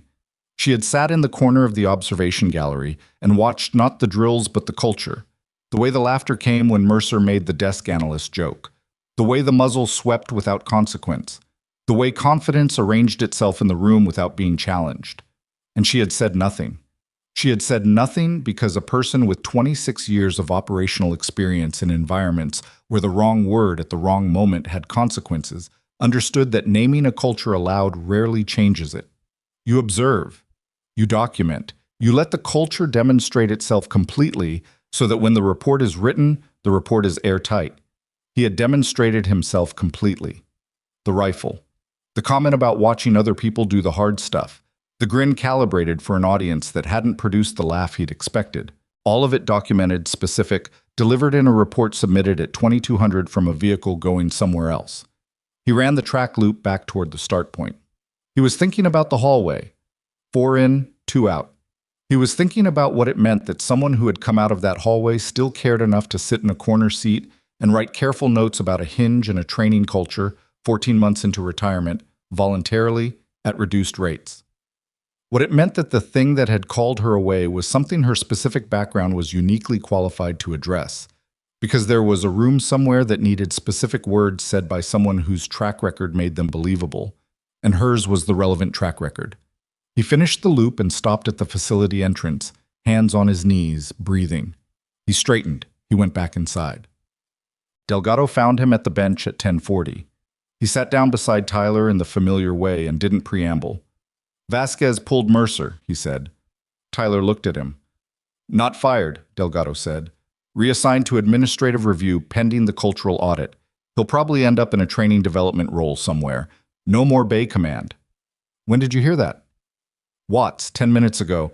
He's not supposed to be talking about it, but Watts has never successfully not talked about anything for more than 20 minutes. Tyler looked at the north wall. "It's not what she said about him," Tyler said. "What do you mean?" "In the report. I don't think she destroyed Mercer in the report. That's not—" He stopped, choosing carefully. "That's not the shape of how she operates. She would have written about the environment, the culture, what the environment produces. Mercer would have been in it as a data point, not as the subject." Delgado thought about that. "That's almost worse for him," he said, "being a data point." "Yeah," Tyler said. They sat with that. "She called about the hinge," Tyler said. "What?" "From the vehicle last night. She called Hale about the hinge maintenance escalation." Delgado looked at him for a long moment. "While she was going to some classified consultation." "Yeah." Delgado shook his head slowly, not in disbelief, but in the particular movement of someone whose model of a person has just expanded past a boundary they didn't know was there. "What kind of person does that?" Delgado said. Tyler picked up his weapon from the bench. He looked at it, the familiar geometry of it, the weight he'd handled enough times that it had stopped registering as weight. "The kind that doesn't separate the work into important and unimportant," he said. "The hinge matters because it affects the people running entries against it, and it'll keep mattering whether or not she's the one who's here to see it matter. So she calls." He set the weapon down. "Everything's connected to everything else," he said. "That's the thing I missed this whole time. I kept running individual events, this drill, this score, this rep, like they were separate from each other, like being excellent at each individual thing was what competence meant. And it's not. It's part of it. But the other part is understanding that the hinge and the culture and the 2.1 seconds and the four-person element with two coming out, they're not separate files. They're all the same document." Delgado was quiet for a moment. "She taught you all of that in one day," he said. "She wasn't trying to teach me anything," Tyler said. "She was doing her job. I was just paying attention for the first time." At 1400, a facility runner delivered an envelope to Watts, who delivered it to Tyler Knox. The envelope had no return address. It had been sent through the facility's internal courier system, which meant it had originated somewhere on the base. Inside was a single index card, handwritten, small, careful letters. Block 2 variable scenario. Room 4. The decision geometry doesn't change, but your speed assumption does. Standard fast is almost always too expensive. Know what the shot costs before you commit to it. EC. Tyler read it twice. He turned it over. Nothing on the back. He held it for a moment, this small card with its careful letters, written by a woman who was somewhere else entirely and had still found the time to send it. He thought about what Hale had said about the hinge. He thought about the shape of what 26 years made. Not the record, not the photograph, not the silver star. The fact that the hinge mattered even when you were already somewhere else. The fact that a recruit's decision geometry problem mattered enough to put in writing from a vehicle en route to a consultation that probably involved more than notation. He set the card carefully on the bench in front of him. He looked at it for a long time. Then he picked up his weapon, cleared it properly, confirmed condition, and stood. He walked to the east entry of the mock building. He put his hand on the door. The hydraulic hinge resisted slightly under his palm, stiff, imprecise, fighting the arc just enough to add a half beat to the breach. He felt that half beat. For the first time, he actually felt it. He stood there for a moment with his hand on the door, and the resistance in the hinge and the empty training bay behind him, and the index card on the bench, and something shifting in the interior architecture of his understanding. Not dramatically, not with fanfare, but with the quiet, irreversible quality of a crack that has become structural, of a foundation that has been revised, of a person who has received information that changes the map permanently and is standing at the threshold of the territory the new map describes. He pushed the door open. He went inside. He ran the structure 4 times before the afternoon light through the clerestory windows shifted to the angle that meant 1700 was approaching. No timer, no evaluator, no audience. Just Tyler Knox and the mock building and the index card he'd left on the bench outside. Running room sequences with an unloaded weapon and the particular quality of attention that comes when a person stops performing competence and starts actually trying to understand something. The first run was bad. Not bad by his previous standards. By his previous standards, it would have been adequate, maybe above average, the kind of run that produced a respectable time and a passing grade and the interior satisfaction of a person who has confirmed what they already believed about themselves. But he was measuring against a different standard now, and against that standard, the first run was full of the exact errors the index card had named. He committed to speed at 3 decision points where speed was the wrong choice. In room 2, he took the shot geometry he was used to taking rather than the one the specific configuration required. In room 4, he ran the familiar pattern on a target arrangement he hadn't fully read. He came out of the building and stood outside the east entry and thought about it. He went back in. The second run was slower and more honest. He paused at the room 2 threshold for a full beat longer than felt comfortable, feeling the discomfort of the pause. The way every instinct trained into him by 8 months of drill said move, commit, don't hesitate, and held the pause anyway, reading the configuration, letting the reading complete before he moved. The shot geometry in room 2 was different when he looked at it correctly. Room 4, variable target. He stood at the threshold and looked at the arrangement. Hostile left, civilian right, partial overlap at the shoulder. Standard speed put the civilian in the probability cone. He held the threshold for 1.8 seconds, felt every one of them, felt the trained instinct screaming at the delay, and then moved and took the shot at the angle the configuration actually required rather than the angle he defaulted to on the first run. He came out and stood in the bay. He thought about 2.1 seconds. He thought about what it would take to hold that threshold for 2.1 seconds in an actual environment, where the delay wasn't a training exercise in an empty building, but a real decision with real stakes, where every nerve ending and every conditioned reflex and every fear response was pushing against the pause.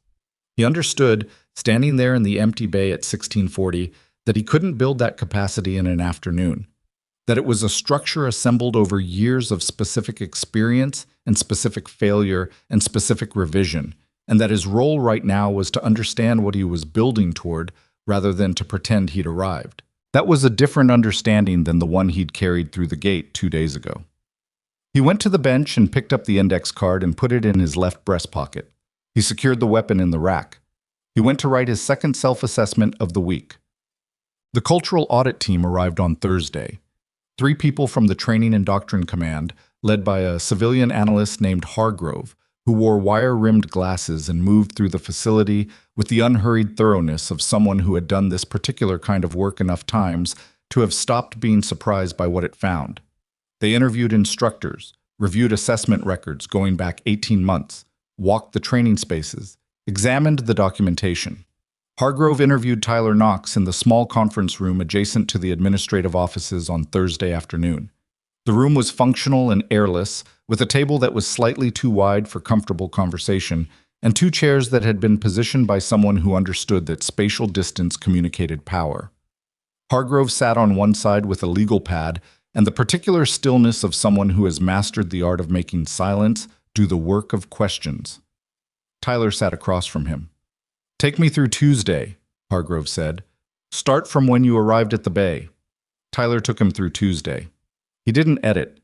He'd made the decision sometime on Wednesday that editing served nothing, that the audit existed to see the thing clearly, and anything less than full clarity in his account was a contribution to the problem rather than a solution to it. He described the desk analyst comment. He described the weapon. He described the bang. He described the grin, the audience check, the expectation of a laugh. Hargrove wrote steadily and didn't react. When the weapon was up, Hargrove said, did you perceive any risk to Sergeant Major Cross? No, Tyler said. Why not? Because I'd already decided she was someone I didn't need to take seriously, Tyler said. The weapon wasn't a threat assessment, it was a performance. The performance required a target, and she was the available target because I'd already categorized her as harmless. On what basis? On the basis that she was a civilian woman in plain clothes who didn't look the way I'd been unconsciously expecting authority to look, Tyler said, which meant I never ran the actual assessment. I substituted an assumption for the data. Hargrove looked at him over the glasses. That's a precise formulation, he said. I've had a few days to think about it, Tyler said. Have you arrived at that formulation yourself, or has someone provided it to you? Tyler thought about the index card in his breast pocket. Both, he said. I did the work, but someone pointed at what the work needed to look at. Hargrove wrote something. Sergeant Major Cross's report, he said. You understand I've read it. I assumed. She describes the training environment in detail. She names specific patterns, specific incidents, specific structural conditions. He paused. She does not recommend punitive action against any individual. Tyler absorbed that. What does she recommend? He said. Instructional realignment, environmental redesign, specific additions to the assessment rubric that measure judgment under social pressure rather than solely under physical or tactical pressure. Hargrove set the pen down. She recommends that the facility develop a protocol for introducing evaluative scenarios where rank and background are not immediately legible, where soldiers are required to make real-time assessments of competence without the shortcut of institutional signifiers. Tyler thought about the woman in plain gray clothes with a paper coffee cup, standing in the corner of an observation gallery, being read as furniture. She used herself as the scenario, Tyler said. She did, Hargrove said. She knew what would happen. Hargrove picked up the pen. She knew what the environment was likely to produce, he said carefully. Whether what it produced was what she expected or worse than she expected, that I can't tell you. Tyler looked at the table. Was it worse? He said. Hargrove held the question for a moment. The weapon incident exceeded what her previous 2 site visits had documented, he said. Her previous reports flagged attitudinal patterns and cultural drift. Tuesday was the first time a physical prop was introduced.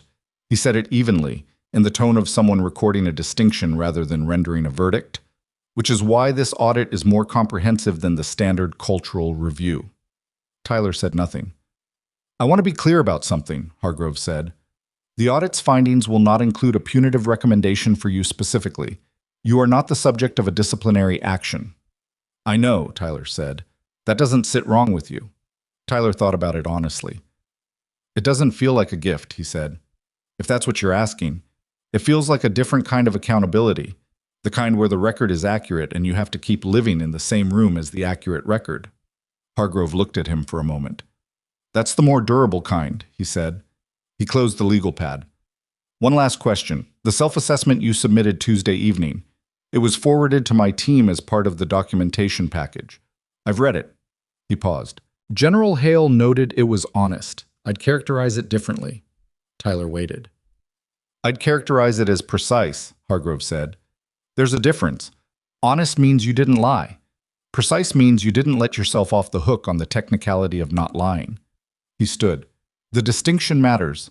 It's what she's trying to build in the pipeline. He left. Tyler sat in the airless conference room for a while.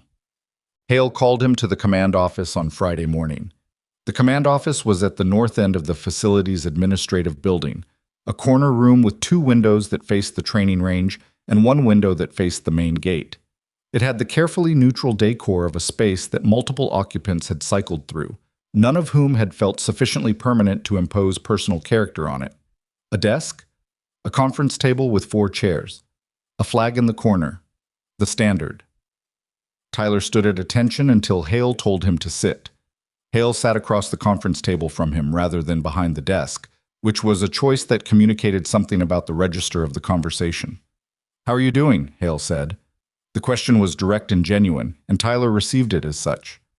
Processing, he said. That's the right answer. Hale laced his fingers on the table. I'm going to tell you something I don't usually tell junior candidates. And I'm telling you because the week has been unusual enough that the standard approach seems wrong. Tyler waited. When Evelyn Cross submitted her first report from this facility 14 months ago, she flagged a concern about the pipeline's capacity to produce soldiers who could evaluate accurately under social pressure. Hale paused. Her language was specific. She said the facility was producing soldiers who were technically proficient and socially overconfident.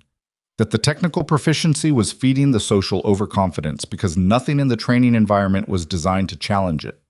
Tyler looked at him. She came back twice more, Hale said. Each time the report was more specific.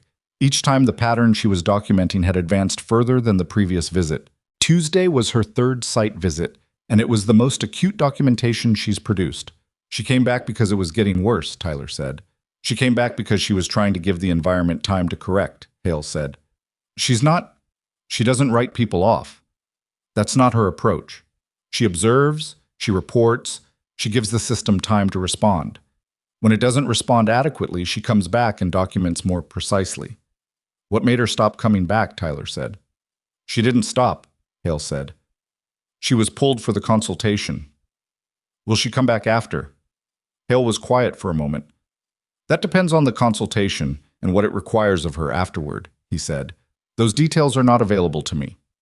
The specific way he said it communicated that the unavailability was genuine, not bureaucratic cover, but actual ignorance of what she'd walked into, which told Tyler something about the classification level of whatever she'd gone to, because Hale was a brigadier general with a clearance that Tyler couldn't fully conceptualize, and if the details weren't available to him, the consultation existed in a space that clearance alone didn't access. She sent me a note, Tyler said. I know, Hale said. You know. She told me she was going to.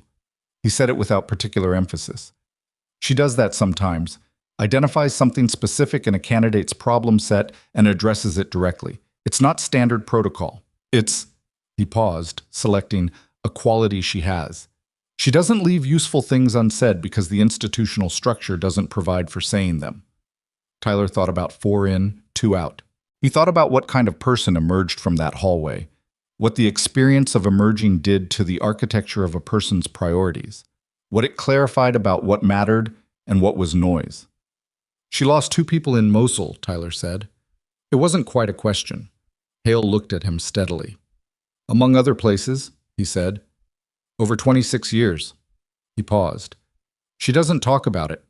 What she does is keep working, keep building the thing that she thinks the work requires, which is soldiers who can make accurate assessments under pressure, including social pressure, including the pressure of encountering something that doesn't fit the pattern they're used to. He straightened in his chair. Which brings me to the reason I asked you here, he said. Tyler waited. The audit team will complete their review by end of next week. The facility will implement Sergeant Major Cross's recommended changes beginning the following Monday.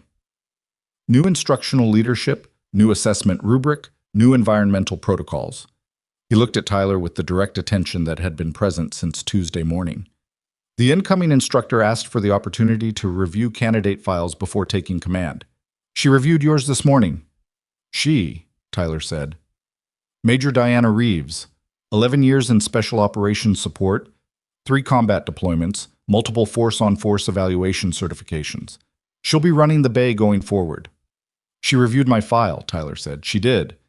And she said, Hale paused with the quality of someone choosing the exact words they were given rather than paraphrasing, that the Tuesday self-assessment was the most useful piece of candidate documentation she'd read in 2 years of reviewing files, and that she'd be watching your progress specifically. Tyler sat with that. It didn't feel like a compliment. It felt like the beginning of something more demanding than what had come before. The distinction between being the best in the room by default and being placed under the attention of someone who would not allow default to operate. There's a second thing, Hale said. He reached into the folder on the table and pulled out a single sheet. He set it in front of Tyler. It was a transfer recommendation form. Partially completed. Tyler's name and service number at the top. The receiving unit field blank. Sergeant Major Cross's report included a candidate observation section, Hale said. She included 3 names, candidates whose responses to Tuesday's events she considered indicative of correctable patterns rather than structural ones. Tyler looked at the form. Your name was one of them, Hale said. Her language was, again, specific. She noted that the candidate demonstrated the capacity for genuine revision under pressure, as distinct from the performance of revision, and that genuine revision in a candidate with your technical baseline was an asset worth developing carefully. Tyler looked at the form for a long time. She wrote that after I aimed a rifle at her face, he said. She wrote it because of what you did afterward, Hale said. The face doesn't cancel the aftermath. In her professional judgment, the aftermath told her more about you than the face did. That's a more generous read than I gave myself. It's an accurate read, Hale said. Generous and accurate aren't the same thing. He folded his hands on the table. The transfer is not an offer, it's a recommendation. You still have to earn wherever it takes you. Sergeant Major Cross's endorsement opens a door. What you do at the threshold is yours. The threshold. Tyler thought about the east entry door and the stiff hydraulic hinge and the half-beat of resistance he'd finally learned to feel. What's the receiving unit? Tyler said. That depends on the next 6 months of your performance, Hale said, and on what the incoming instructor decides your actual ceiling is. He picked the form up and put it back in the folder. You'll get a copy when it's complete, he said. For now, go back to work. Tyler stood. He came to attention. Sir, he said. He paused. The specific pause of someone who has something to say and is deciding whether the moment is appropriate for it. The consultation she went to. Is she safe? Hale looked at him. The look lasted long enough to tell Tyler that the question didn't have the answer he was hoping for, which was that yes, absolutely, the consultation was routine and the safety was not in question. The look had the texture of a man who is holding genuine uncertainty and deciding how much of it serves the person in front of him. She's been doing this for 26 years, Hale said. Tyler nodded. He left. He told Delgado about the transfer recommendation that evening at the cafeteria corner table where they'd eaten together most evenings since they arrived, and which had acquired over 8 months the particular quality of a location that belongs to a habit. Delgado listened without interrupting, which was unusual for Delgado. She endorsed you, Delgado said when Tyler finished. Recommended development, Tyler said. There's a difference. From her, is there? Tyler thought about it. I don't know enough about how she operates to know what the distinction is worth, he said. I know the form exists. I know what Hale said she wrote. I don't know what it means in practice. It means she thought you were worth the paragraph, Delgado said. She didn't have to write the observation section. It wasn't required. She wrote it because she decided it mattered. Tyler looked at his food. She lost people, he said. Delgado was quiet. 2 in Mosul, others over 26 years. And she still shows up to training facilities and sits in corner seats and writes careful notes about hinges and training cultures. Tyler set his fork down. Because she thinks what comes out of these pipelines matters. Because she thinks if the pipeline produces soldiers who can actually make accurate assessments, who don't substitute assumptions for data, who don't mistake social confidence for competence, then fewer people end up in hallways where 4 go in and 2 come out. Delgado looked at the table. And you pointed a rifle at her face, he said. Yeah, Tyler said. And she still wrote you a note. Yeah. Delgado shook his head slowly, not in disbelief. In the specific way people absorb information that recalibrates their understanding of what people are capable of. What does the note say? He said. Tyler reached into his breast pocket and put the index card on the table between them. Delgado read it. He read it again. He set it back on the table and looked at Tyler. She wrote you a lesson, he said. She wrote me the thing I needed, Tyler said. Which is different. Delgado picked up the card again and looked at the handwriting. Small, careful, deliberate. The handwriting of someone for whom precision is a default setting rather than an effort. Standard fast is almost always too expensive, he said, reading it aloud. He set it down. She means more than the shot. Yeah, Tyler said, she does. They ate in silence for a while. The cafeteria around them was the familiar ambient noise of a facility's evening. Food trays, low conversation, the institutional lighting settling into its end-of-day register. The 3 names in the report, Delgado said. I don't know the other 2. Was I? I don't know, Tyler said. Delgado nodded. They finished eating. Outside, the facility's perimeter lights came on in the early dark. The security floods along the fence line clicking on in sequence, one after another, in the automatic way of systems designed to maintain illumination regardless of whether anyone is watching. Tyler Knox put the index card back in his breast pocket. He thought about a door and a stiff hinge and a threshold and the decision geometry of knowing what you can afford before you commit. He thought about the kind of person who sends a note from a moving vehicle. He thought about what he was going to do with the 6 months between now and the transfer form with the receiving unit field filled in. He'd already started. The 6 months didn't move the way months usually move. They moved the way hard work moves. Not fast, not slow, but with the specific density of time that is being used rather than spent. Every day at Raven Ridge under Major Diana Reeves had a quality of weight that the previous 8 months hadn't possessed, and it took Tyler Knox approximately 2 weeks to understand why. Under Mercer, the training environment had been calibrated around confirmation. You performed, you were scored, you confirmed or failed to confirm the assessment's prediction. The loop was tight and self-referential, and it rewarded people whose performance was predictably excellent because predictably excellent was what the loop was designed to measure. Reeves ran a different loop. She ran assessments that were specifically designed to produce situations her candidates hadn't encountered before. Not harder versions of familiar problems, but genuinely novel configurations that required genuine situational reading rather than pattern application. She introduced evaluators in plain clothes. She ran scenarios where the highest-ranking person in the room was wrong, and the question was whether the candidates could identify that and act accordingly. She brought in external consultants whose backgrounds weren't announced and whose competence wasn't explained, and whose credibility had to be assessed in real time from observable behavior rather than from institutional signifiers. The first time she did it, 3 weeks into her command, a civilian engineer who turned out to have a background in explosive ordnance disposal that none of the candidates had been briefed on, Tyler Knox was the only candidate in the bay who caught it before the scenario's reveal. He'd been watching the way the man stood near the equipment table, the specific quality of assessment in his eyes when he looked at the breaching charges, the way his hands moved when he picked up a piece of kit, not curious, not careful, but automatic. The motion of someone for whom this particular category of object had long since ceased to be novel. Tyler had pulled Reeves aside before the scenario completed. "The consultant," he said quietly. "EOD background, probably post-Army. He's been reading our breach setup since he walked in." Reeves looked at him. "What tells you post-Army rather than current?" she said. "He's wearing civilian boots, but he laced them in the military pattern. Automatic. He doesn't notice he's doing it. Active duty would have caught it and corrected." Reeves held the look for a moment. "That's the first time anyone's caught it before the reveal," she said. "In 3 weeks." "Second time for me," Tyler said. "I missed one like it. I won't miss them anymore." She nodded once, not effusive, not dramatic, but the specific nod of an instructor who has received data confirming a trajectory. She walked back to the scenario. Tyler went back to his station.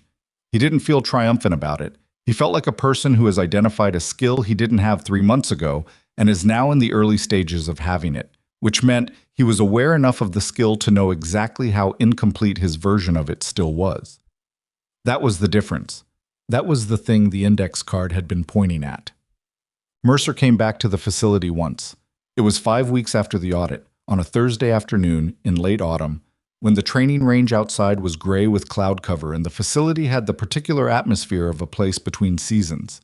He came for the administrative record transfer, the formal handover of command documentation to Reeves that the process required in person.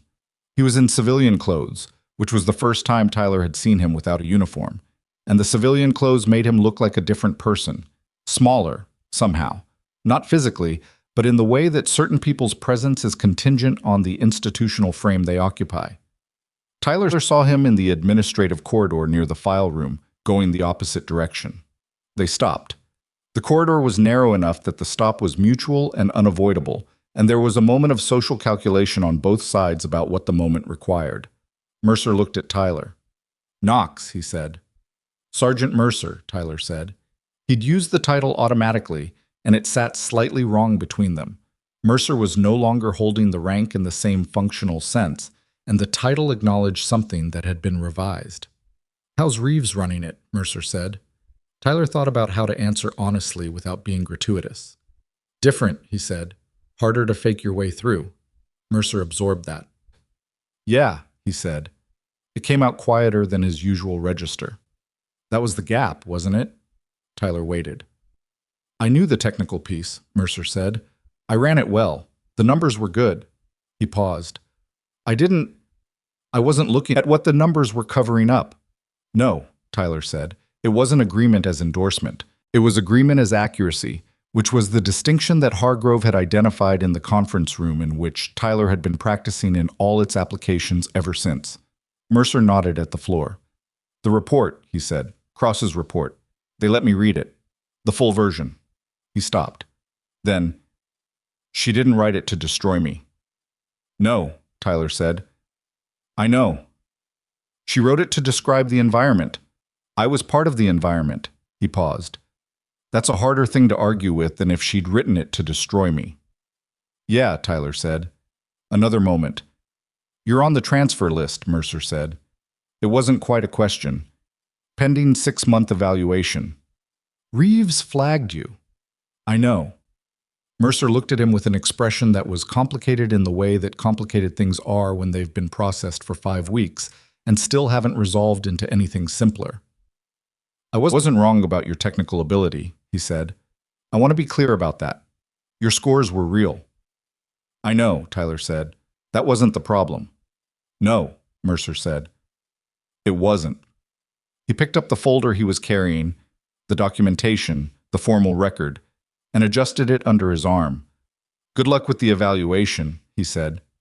Same to you, Tyler said, and meant it with the specific sincerity of someone who has understood that the man in front of him was also, in his way, inside the document.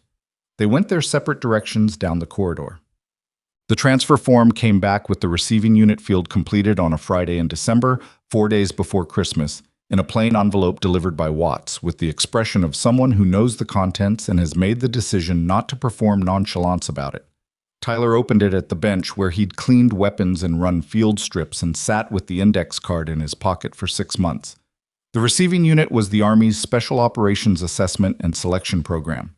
Not a combat unit, not a direct action role, but the pipeline that fed into the most demanding assignments the Army produced. Getting there required additional selection. Getting selected required performing at a standard that made Raven Ridge look like orientation. He knew that. He also knew that Evelyn Cross had written his name in a report submitted at 2200 from a moving vehicle after a day that had started with a training rifle 6 inches from her face. He folded the form and put it in his jacket pocket next to the index card. He went to find Reeves. She was in the control booth running the next cycle's assessment schedule, a clipboard in one hand and a coffee that had gone cold in the other. She looked up when Tyler came through the door and read the expression on his face with the efficiency of someone who processes candidate data continuously. You got it, she said. Yes, ma'am. She set this clipboard down. Sit down. He sat at the evaluator's station. She sat across from him.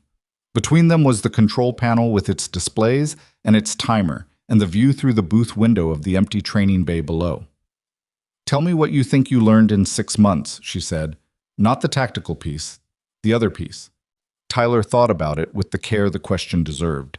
I learned the difference between reading a situation and confirming what I already thought about it, he said. And I learned that those two things feel identical from the inside if you're not paying attention, which means the paying attention is actually the skill. She looked at him steadily. What else? I learned that competence isn't a destination, he said. It's a direction. There's always someone who's been going in the direction longer than you have, and the correct response to encountering them is to pay attention, not to decide they're not a threat. Where'd that come from? Tuesday, he said. She nodded. What else? She said again. He was quiet for a moment. I learned that the people who are actually good at this work, the ones who've been doing it long enough that it's built into them, they don't stop doing it when they leave the room, he said. They call about the hinge from the car. They send notes from wherever they're going. They write reports at 2200 because the report matters regardless of where they are when they're writing it. Reeves looked at him with something in her expression that was neither approval nor disapproval, but the specific quality of attention that means information is being received accurately. You're going to encounter people in the next phase who are significantly better than you, she said, at multiple things, regularly. I know. And you're going to have to be useful in rooms where you're the least qualified person present. I know. That's a different problem than the one you had 8 months ago, she said. 8 months ago, the problem was you couldn't see people who were better than you. The new problem is seeing them clearly and figuring out what you contribute anyway. Tyler looked at her. Is that a harder problem? He said. Yes, she said, without hesitation. But it's the right problem to have. She picked up the clipboard. Congratulations on the transfer, she said. Now go finish your last assessment block. I want you out of my bay by 1700. Tyler stood. At the door he stopped. Major Reeves, has there been any word on Sergeant Major Cross? Reeves set the clipboard down again. She was quiet for a moment that had texture in it. Her consulting contract was renewed last month, she said. I received the notification as the incoming facility commander. So she came back, Reeves said, from whatever it was. She paused. She won't be returning to this facility. The contract covers 3 new sites, but she came back. Tyler nodded. He went downstairs. On his last morning at Raven Ridge, Tyler Knox woke at 0500 and ran the perimeter track in the dark before the facility's lights came fully online. 2 miles in the pre-dawn cold, boots on frozen asphalt, breath visible in the December air, the facility perimeter fence moving past on his left in the dark, with its overhead lights and its wire and its institutional presence. He ran without music, without a timer, without anything except the motion and the cold and the accumulated weight of 8 months and 1 Tuesday. He ran the first mile thinking about nothing specific. The second mile, he thought about everything specific. He thought about the east entry door and what it had felt like the first time he actually felt the hinge resistance in his palm, rather than just pushing through it. He thought about room 4 in 2.1 seconds, and what it meant to know what a shot cost before you committed to it. He thought about Mercer in the administrative corridor in civilian clothes, smaller than he'd been in uniform, holding his documentation folder and saying she didn't write it to destroy me with the look of a man who is working through something that doesn't resolve easily. He thought about Delgado, who had been among the other 2 names in the report's candidate observation section and whose transfer form had arrived the same day as Tyler's to a different receiving unit, and who had reacted to the news by taking approximately 30 seconds to process it, and then asking whether Tyler wanted to eat before or after the afternoon block. That was Delgado. He finished the second mile and stopped at the facility entrance, hands on his knees, breathing. He straightened. He looked at the facility, the administrative building, the training bays, the range, the fence line with its lights coming fully online now in the gray early morning. He reached into his jacket and took out the index card. The handwriting was familiar to him now in the way that handwriting becomes when you've read it enough times. He knew the particular shape of the letters, the way the E's closed and the T's crossed, and the careful deliberateness of a person who writes the same way they do everything else, without waste, without decoration, with the precision of someone for whom the message matters more than the delivery. Standard fast is almost always too expensive. Know what the shot costs before you commit to it. He put the card back. He went inside. The plaque went up 3 months later. It wasn't Tyler's idea and it wasn't Reeves's idea. It came from Hargrove's audit team as one of the environmental recommendations in the final implementation report. A physical marker in the training environment that served as a reference point for the cultural standard the facility was working to build. The recommendation was specific. It should be mounted outside the main training bay entrance, where every candidate would pass it every day. It should carry a statement rather than a person's name. The statement should be brief. Reeves selected the wording herself, after considering 3 options the audit team provided and rejecting all of them. She wrote it in her office on a Tuesday afternoon, which may or may not have been a deliberate choice of day. Never underestimate quiet professionals. 8 words. It went up on a Thursday morning in March, mounted on a matte steel plate beside the main bay entrance at eye level, where the light hit it cleanly throughout the day and where no one moving through the door could miss it. The facility didn't make an event of it. Reeves walked past it at 0730 on the morning it was installed, read it once, and went inside to begin the day's assessment schedule. The recruits in the current cycle read it when they arrived and didn't fully understand it yet, which was correct.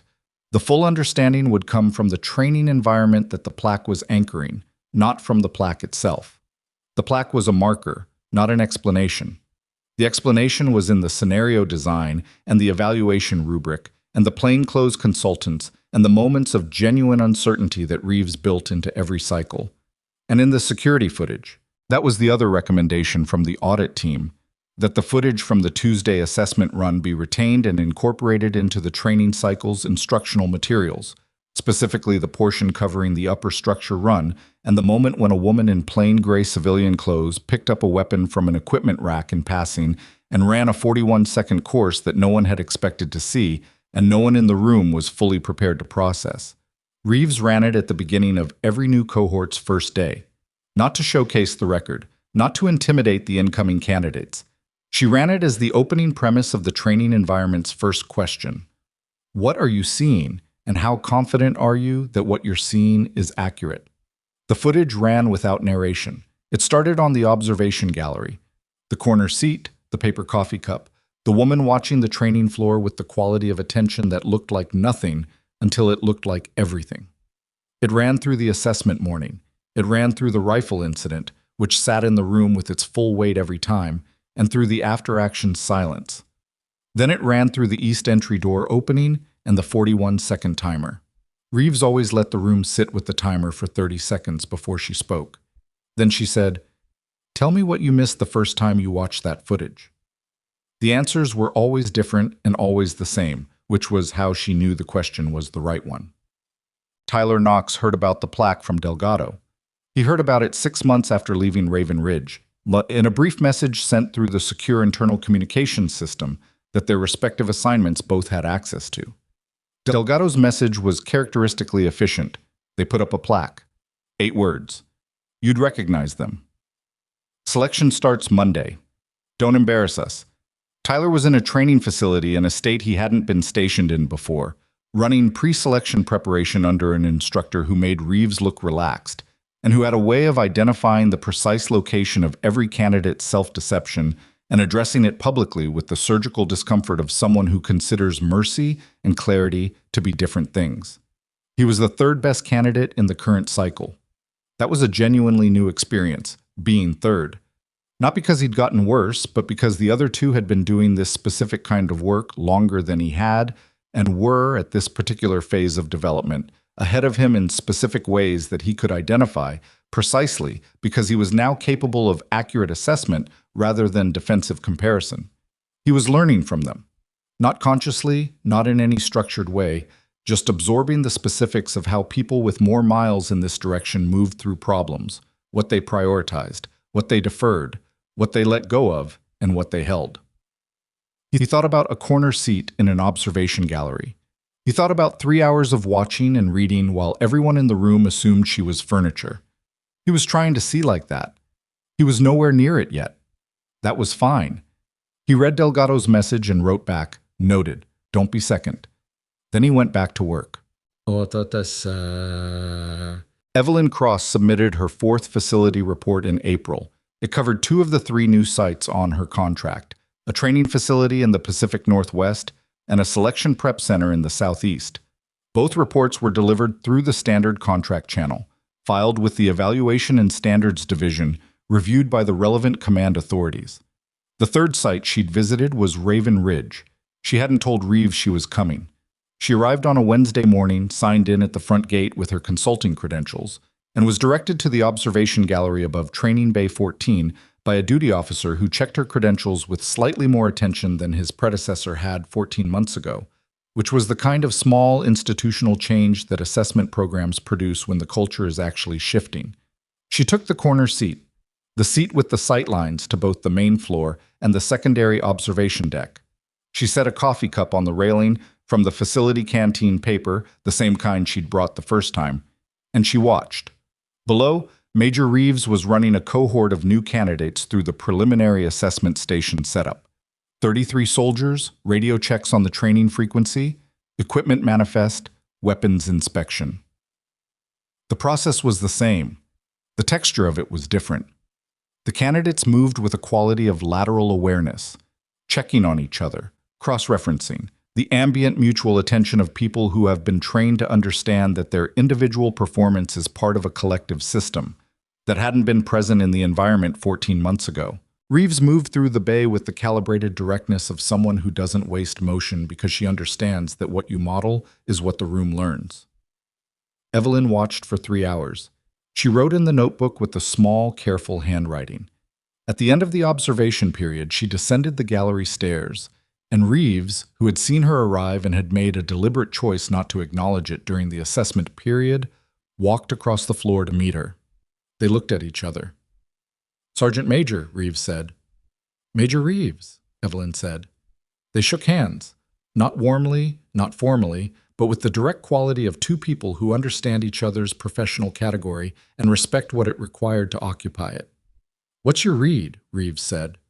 Evelyn looked at the training floor, at the new candidates at their stations, at the mock building with its repaired north hinge. She'd noted the repair when she'd walked in, the hinge movement clean through its full arc, and at the plaque mounted beside the bay entrance that she could read from where she stood. 8 words. Her words, though she hadn't written them in quite that form. "Better," she said. Reeves waited. "The lateral awareness is real," Evelyn said. "Not performed. You can tell the difference by how it holds under pressure, and from what I observed this morning, it holds." She paused. "The scenario design is stronger than the previous cycle's documentation suggested. The plainclothes integration in particular. We've been running it every third assessment day," Reeves said. "I know. I read the cycle reports." She looked at Reeves. "You modified the reveal protocol." "The original recommendation held the reveal until scenario completion," Reeves said. "I moved it to mid-scenario. Lets you observe the candidate's behavior after they've identified the variable rather than only before." Evelyn looked at her. "That's better than what I recommended," she said. "You gave me the framework," Reeves said. "I had more context." Evelyn nodded once, the small movement that was acknowledgement rather than modesty. "The candidates from Tuesday," she said. "The flag 3. How did they develop?" "Knox is in pre-selection," Reeves said, running third in his cycle, which against his current cohort means he's where he needs to be. Patel transferred to a support specialization that fit her profile better than direct action would have. Cortez is still in the pipeline here. Strong technical development, judgment still catching up. She paused. "Knox is the one who'll make it through selection." "You're confident." "I'm accurately confident," Reeves said, which is different. Something that wasn't quite a smile happened in Evelyn's face. Not the expression of amusement, but the expression of recognition, of hearing a distinction made correctly. "I'll file the site report by end of week," she said. "I know the format," Reeves said. Evelyn picked up her bag. She walked toward the bay exit, the same exit she'd walked through 14 months ago after submitting an assessment that had, in the intervening time, changed the architecture of a training facility, ended a command, and put 3 names in a candidate development pipeline. At the door, she stopped. She looked at the plaque. She read it the way you read something you've seen before, and are seeing again in a new context. Not for the words, which were known, but for what they meant in the space they now occupied, mounted at eye level beside a door that hundreds of soldiers would walk through in the years ahead. She looked at it for 2 seconds. Then she walked out. The security footage from her second visit was never incorporated into the training cycle materials. Reeves made that call herself, without consulting the audit team or the command authority. The first visit's footage was the document, the complete arc from the corner seat to the 41 seconds to the formal salute, the shape of the whole thing. Adding a second visit would have made it about the person rather than the principle, and the principle was the point. The plaque was the point. The revised rubric was the point. The cohorts who passed through Raven Ridge and learned to read rooms instead of confirming assumptions, who learned to assess competence from behavior rather than from signifiers, who learned that standard fast was almost always too expensive, and that knowing what something cost before you committed to it was itself a form of mastery. They were the point. In the years after, soldiers who had trained at Raven Ridge carried something with them that was difficult to name precisely, but was identifiable in practice. A specific quality of lateral attention, a habit of accurate reading, a particular resistance to the assumption that what something looked like told you what it was. Some of them knew where it came from. Some of them knew only that it had been built into the environment they trained in, and that the environment had given them something they couldn't have given themselves. Evelyn Cross never returned to the facility. She didn't need to. In the end, the most dangerous person in any room is rarely the loudest one. They're the one who arrived early, studied every angle, and is still watching when everyone else has already decided they know what they're looking at. Real strength doesn't announce itself. It simply remains accurate when everything else is performing.